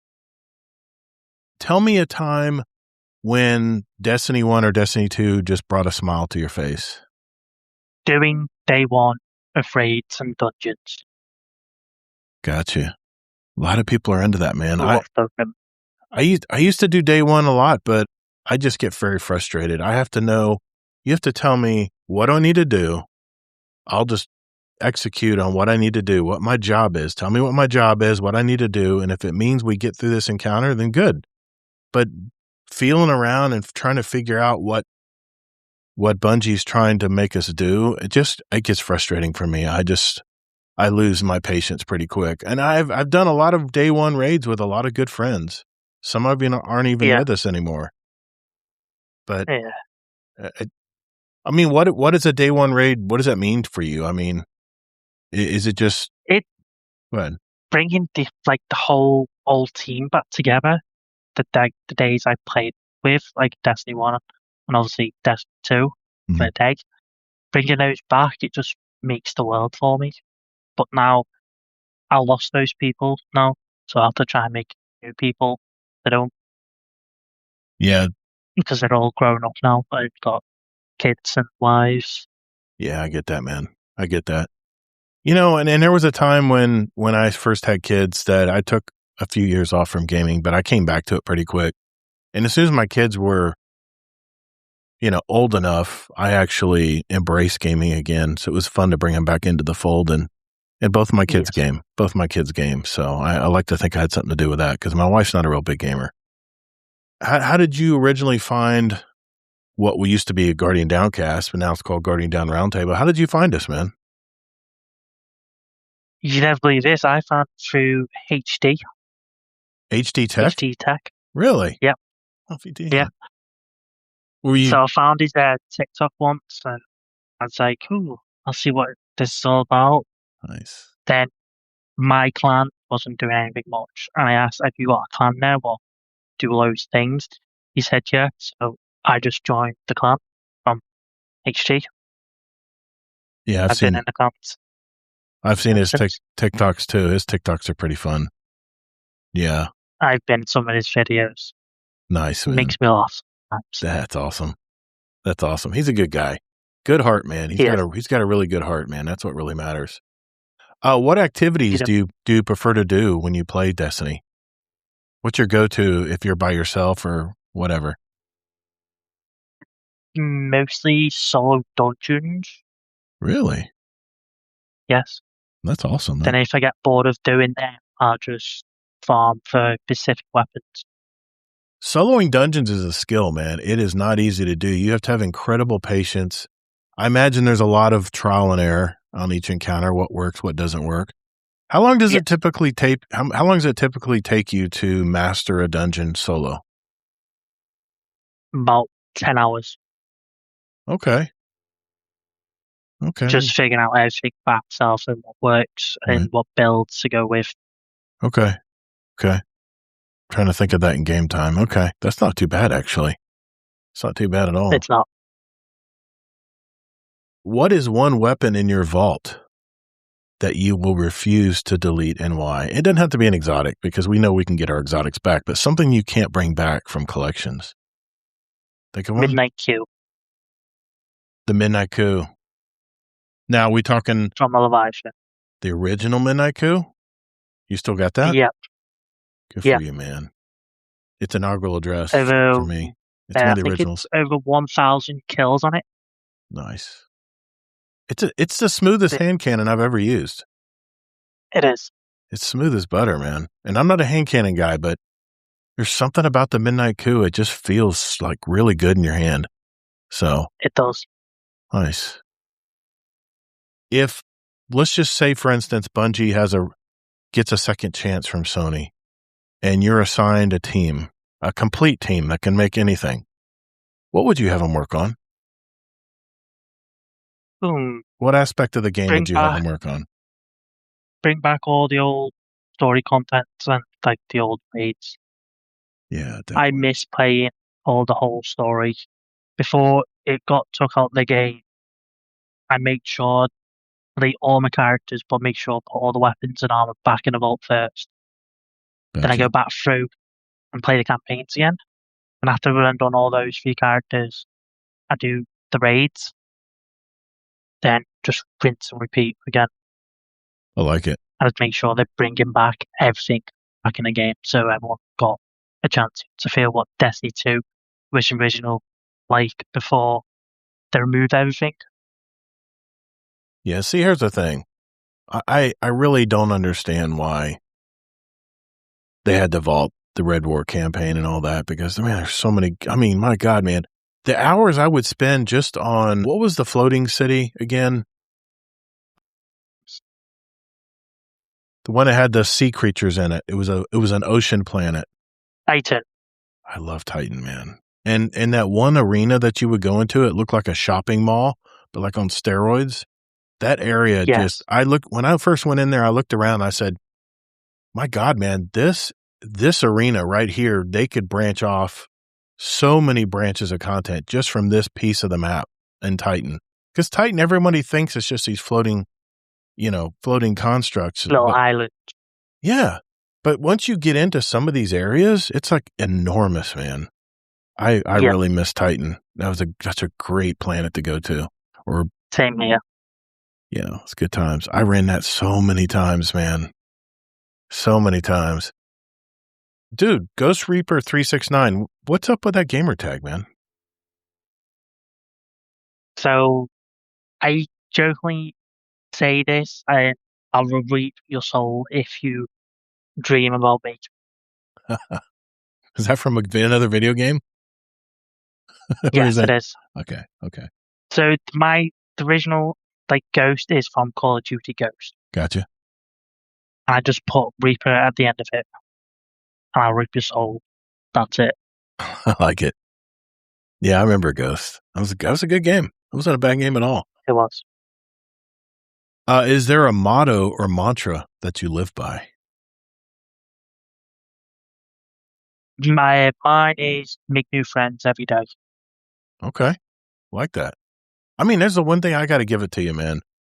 You were always saying hello or even good night in our Discord. And I love that, man. I love that level of activity in our Discord because a lot of people just hang out, they just hang out. They don't really type anything in chat and it's okay. It's no big deal. Everybody likes to lurk, but I love the fact that you're saying good morning, welcoming everybody. And I realize you're 5 hours ahead And when you go to bed, when you're saying goodnight, it's like dinner time for us. But Yeah. But now, have you made friends with the Brickcord over there at the pub? No. If I can get my camera up. When I went to the UK as a birthday present, they made this for me. That's cool, eyes. Welcome to the Crota's Inn pub. And that's the name of their Discord. Oh, yeah. They are. Yeah, I'm in Yeah. Discord, I just realized. I'm just saying, Heyoka Doc, that he changes his name all the time. I've met him in person. He is the best guy. And I'm just saying, if the time differences are just too far apart for you in our Discord, I really recommend for our English, for our European members, that the Crota's Inn pub is definitely a nice place. It's kind of an offshoot of the Guardian Down cast and the Guardian Down Roundtable. And a lot of, actually, GDC2, our GDC2 clan is heavily populated with a lot of our UK members. So just throwing it out there that if you're having a hard time getting, you said your clan was thinning out, that would be just something I'm suggesting here. Really, really good guys. So they are. I've done, I think, a couple of raids with them up to now, and a couple like dungeons with them, and sound that I'm planning to do a raid tonight at 9:00 with them. Very nice. So I get along with Doc as well. Nice, man. Well, definitely tell him I said hi, because you'll probably see him before I do, especially Doc. Yes, if he's playing. Love that guy.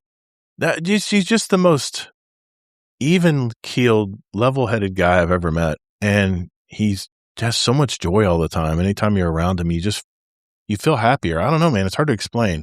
I mean, like I said, when I went to the UK, I met him in person, and Hades is a really cool guy too. He's probably more your age, but just a really good dude. And he's tall, a lot taller than I thought. Both of those guys, they're like 6'4". I felt like a shrimp when I was there. What the hell? I thought I was tall. But no, these guys, almost everybody over there was tall. Rolfie, my God, Rolfie was like 6'5". I think I'm 6'7". 6'7"? Really? Damn, man. What are you guys eating over there? What the hell, man? That's crazy. Vegetables. Lots of vegetables. Well, I will say this. There's definitely less junk food over there in the UK, at least in London and areas I've been. I know you can eat. It is. I know, but everything has more natural ingredients, and your country cares more about what's in products. And yes, my God, the mushy pies, the meat pies. You can't go wrong. I love those damn meat pies, man. Those and the chocolate tarts. And I know people from UK are tired of me talking about my damn chocolate tart, but they're so damn good, man. It's real chocolate. They are. They mix everything with so much sugar here in America. It's more like milk chocolate. And it's just not even close to the real thing. When you taste the real thing, it's just amazing, man. Melts in your mouth. It's just amazing. The taste, the cocoa and everything is just so good quality. All right, before we go, a couple other questions. Do you have any other hobbies outside of gaming? Do you do something else other than gaming? I do. I know this might sound off for a 27-year-old. I do Pokemon Go. Okay. No, you and Sweaty Spooks. I do Warhammer. Yes. Warhammer. Oh, do you do the figurines? Yes, I do. That's awesome, man. Do you have one you can show me? Like right next to you? Or? I do, but yeah, they're on my desk. Bear with me one sec. Okay. I'll grab one for you. Okay. So, here you go. Oh, wow. See, I have yet to play. I got the new, the latest game, and I haven't played it yet, but it's in my library. I'm definitely going to load it up and play it, but I've never played Warhammer. Warhammer's never crossed my path when I was growing up in gaming, but it's amazing. I see entire retail stores just for Warhammer. It's huge, man. It is huge stuff. It is. That's awesome, man. Well, cool deal, man. I like it. One more thing before we move to the speed run. What's one thing about you that our community might not know about you? Just a little fun fact. That's a hard one. Think about it. Take your time.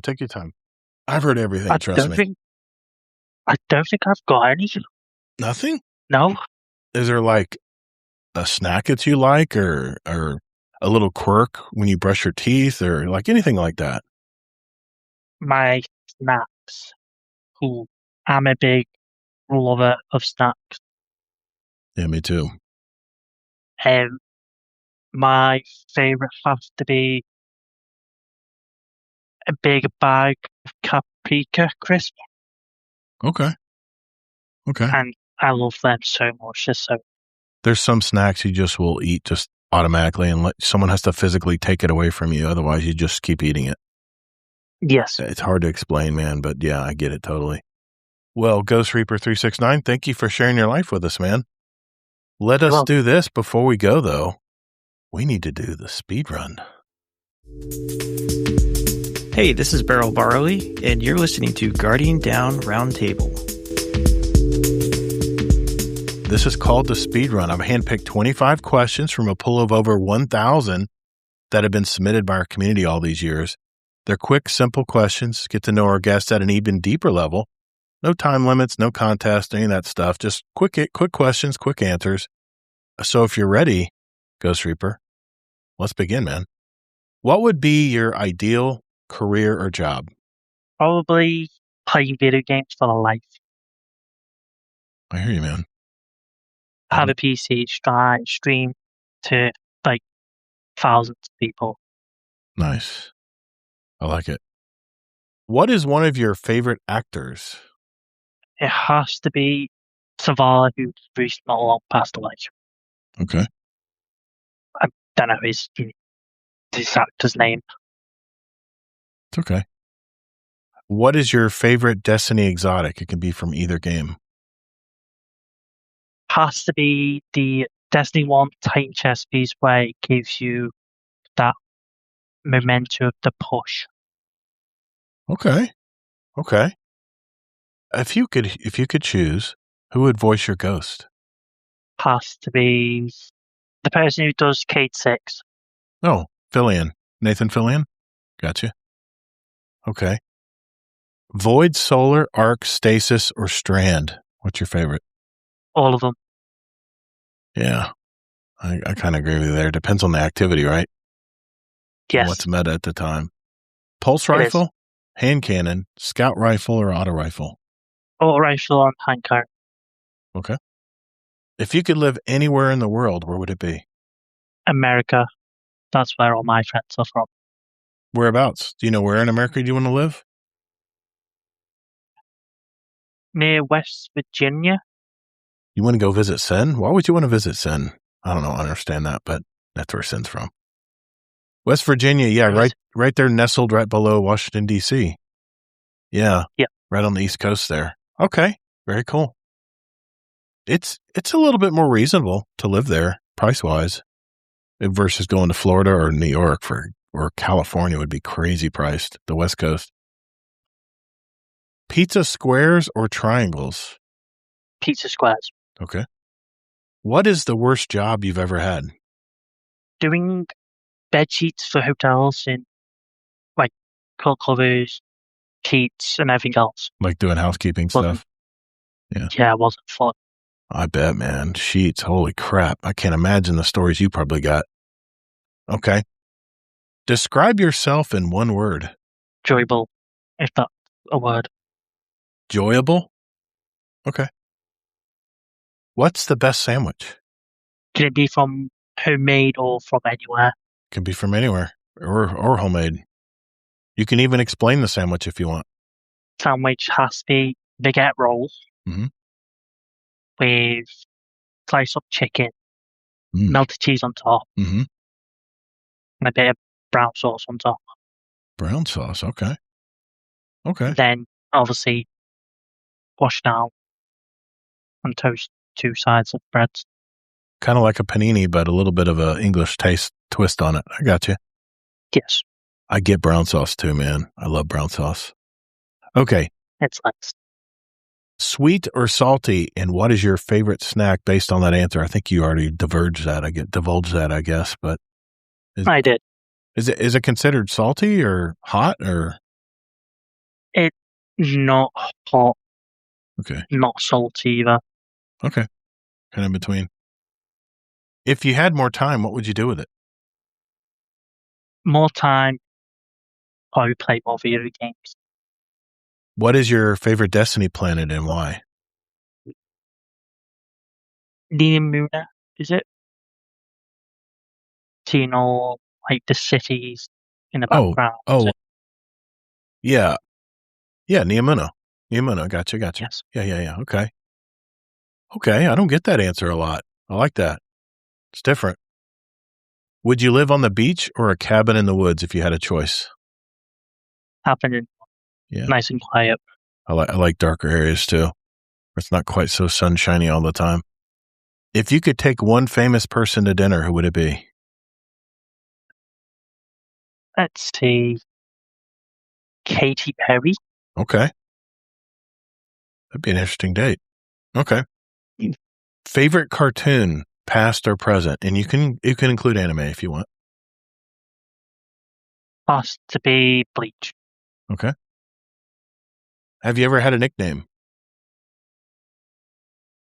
Yes. What was it? I hated it so much. Got called it in high school and primary school. What did they call you? So they called me Condom. Say it again, Corn Knob? No, Condom. God. Okay. I hate that name so much. Okay. Can you drive a stick shift? Don't drive. Don't drive. Gotcha. Name your 2 top superpowers. Flight and teleport. Okay.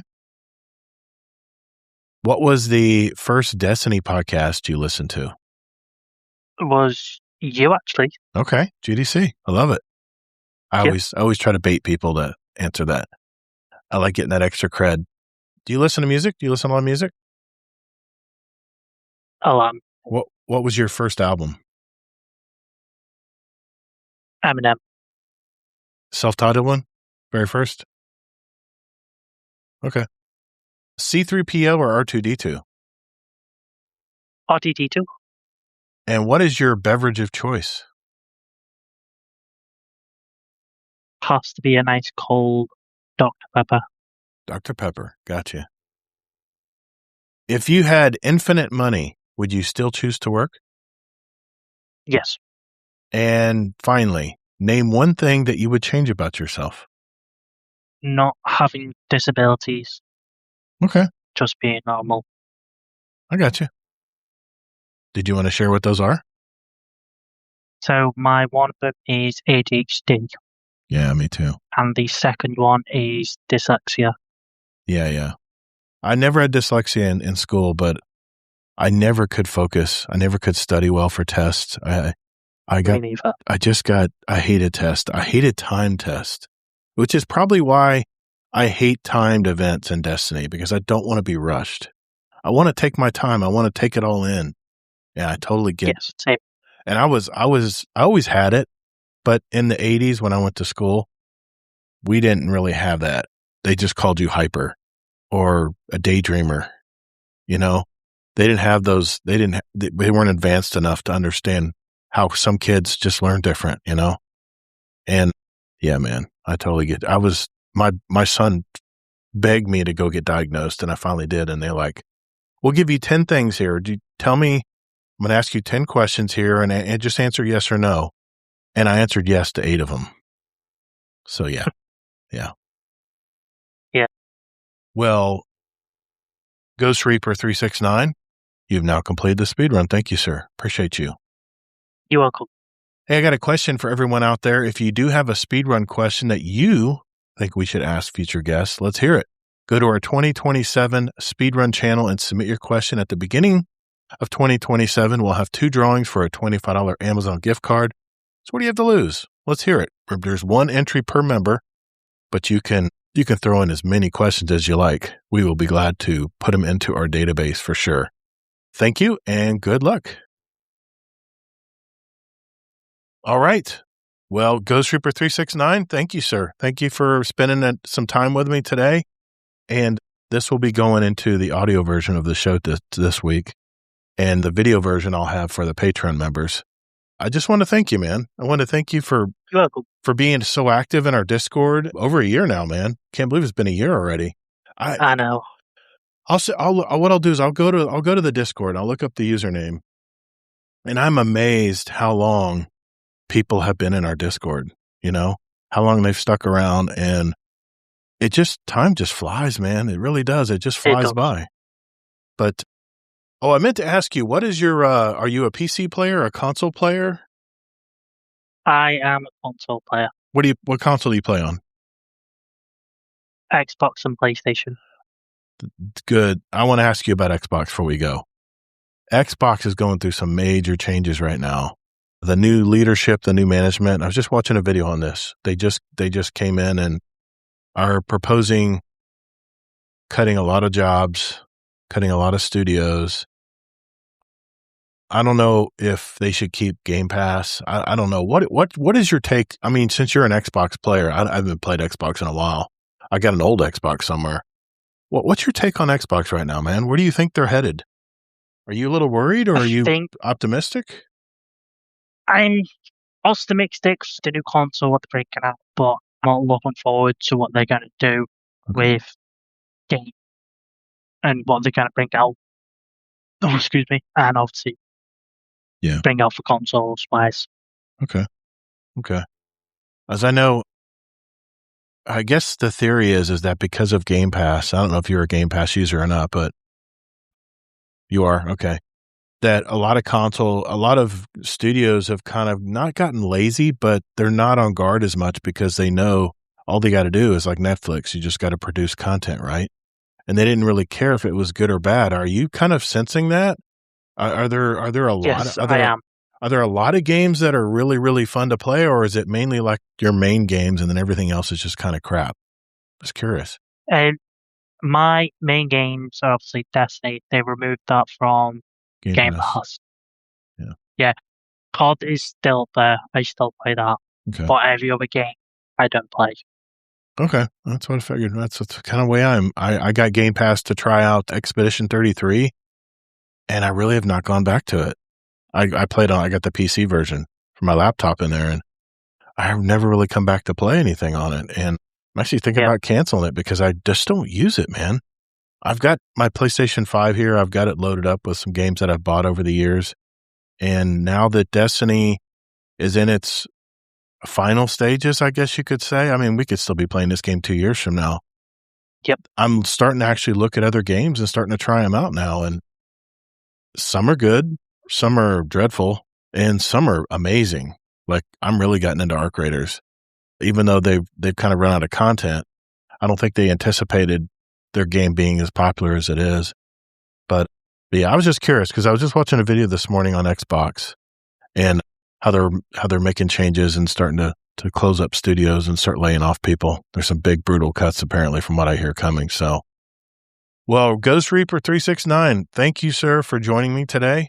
I appreciate your time, brother, and I'll see you in the Discord, man. Do you want to give a shout out to anybody before we go? No. Okay. Apart from I had made mistake of the numbers of the last my 3-digit numbers. It's 362. 362. Okay. You know what I'll do? I'll just cut out that. I'll just put Ghost Reaper on the first part of it. So let me start over. So Ghost Reaper 362, thank you for being on the show today, man. Appreciate you. You're welcome. And thank you for having me. Thank you, man. I know this is your very first podcast, so I think you did great, man. Did really good. Thank you. Hey, Guardian, our show runs on Duncan. I mean, it's supported by our community. And by that, I mean our Patreon community. We're nearly 100 strong now. And if you want to join an awesome group of people and get the benefits like a private channel with myself and Kingsley Mack and all of our other Patreon members out there, not to mention special badges in our Discord community, years of behind the scenes, special audio and video episodes just for our patrons, and it's really simple. Just go to GuardianDownCast.com and hit that Patreon button to find out more. You can also join us for free, so what do you got to lose? If you've received any value from the show today, keep those corporate sponsors out of our podcast. by simply joining our awesome community at patreon.com/support Guardian Downcast. Later, Guardians. Hey, Future Gator here. Well, I guess it's official. The Destiny side of Bungie got their walking papers this week. Just in case there are any Bungie devs who had a part in creating or even maintaining the Destiny franchise that happens to listen to our show, thank you. I've never been so attached to a video game, and Destiny truly created that special space for me to just hang out, like listening to the crickets on the Cosmodrome or giggling like a schoolgirl making yet another blunder while raiding with my community and fire team. Destiny was truly an experience that I'll never forget. How much impact you guys had on me and my community we built around this game has been stupendous. I truly hope that all of you find a home to make yet more awesome games. For the time being, I'm going to just enjoy every aspect of this new update and make new memories. So again, thank you. I don't know about you guys, but the state of the Unreal live stream really had me giddy. I never imagined a Ready Player One scenario in my lifetime, and now that I've heard the vision for the next gaming engine, Unreal Engine 6, maybe I'll just be able to experience that. All I know is that time will tell, right? What do you guys think? Let us know. You can either send us a voicemail right from your phone or shoot us an email if you prefer the written word. Just go to guardiandowncast.com and contact us.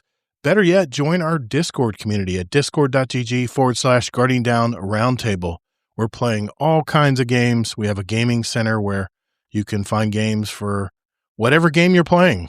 We have a special bot that will put games and organize games together for you. It's all right there, all in one community. So check it out. Discord.gg/guardiandown roundtable. Thank you for listening to this show this week and every week, and a big shout out to our super fans, our Patreon community, like our Dungeon Champion patron, Deadpool1 Merc, or our raid bosses, Amazing Taco King, Jealous Gaming, and Frostbite. Again, if you want to see the video of my interview with Ghost Reaper 362, it will be available this week in our Patreon feed. So, for whatever game you're into these days, be sure to take breaks, hydrate, and touch grass.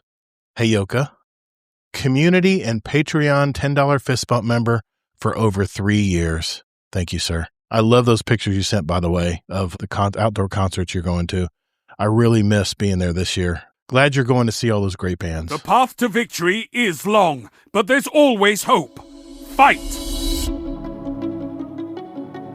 Thank you all so very much for listening, and whether in life or in your game, hey, get your reps in. And later, Guardian.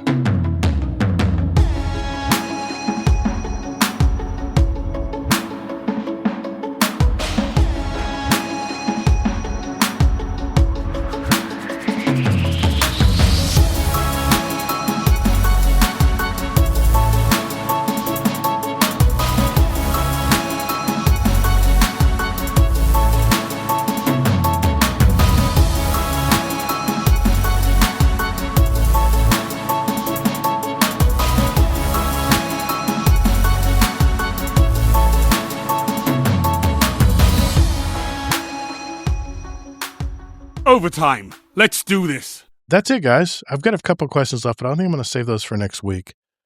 By the way, Kingsley and I will be back next week. It'll be just a Kingsley and I episode. We might have a third person coming as well, but I think, I don't know what, it's kind of, these last 2 weeks are kind of up in the air because it's a holiday week. So we may have another short show like we did this week, but I want to at least show up and produce some content and talk about a few things. So we'll at least be doing that next week, but that's it. Thanks, guys, for hanging out tonight. Kingsley, any shout-outs you want to throw out there before we head on out? No, not tonight, but glad to be here.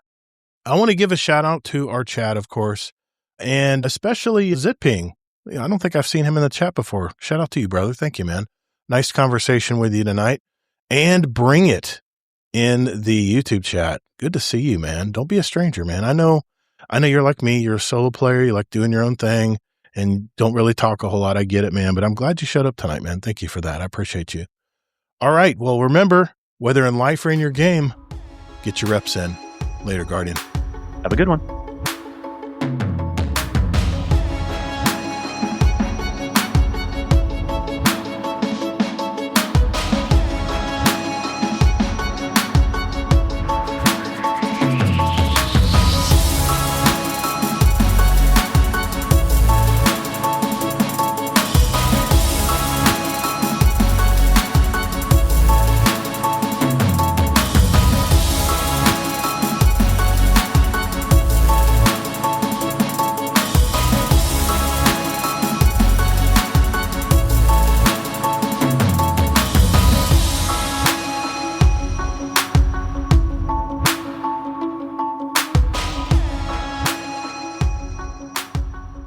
You smell what the Rock's cooking?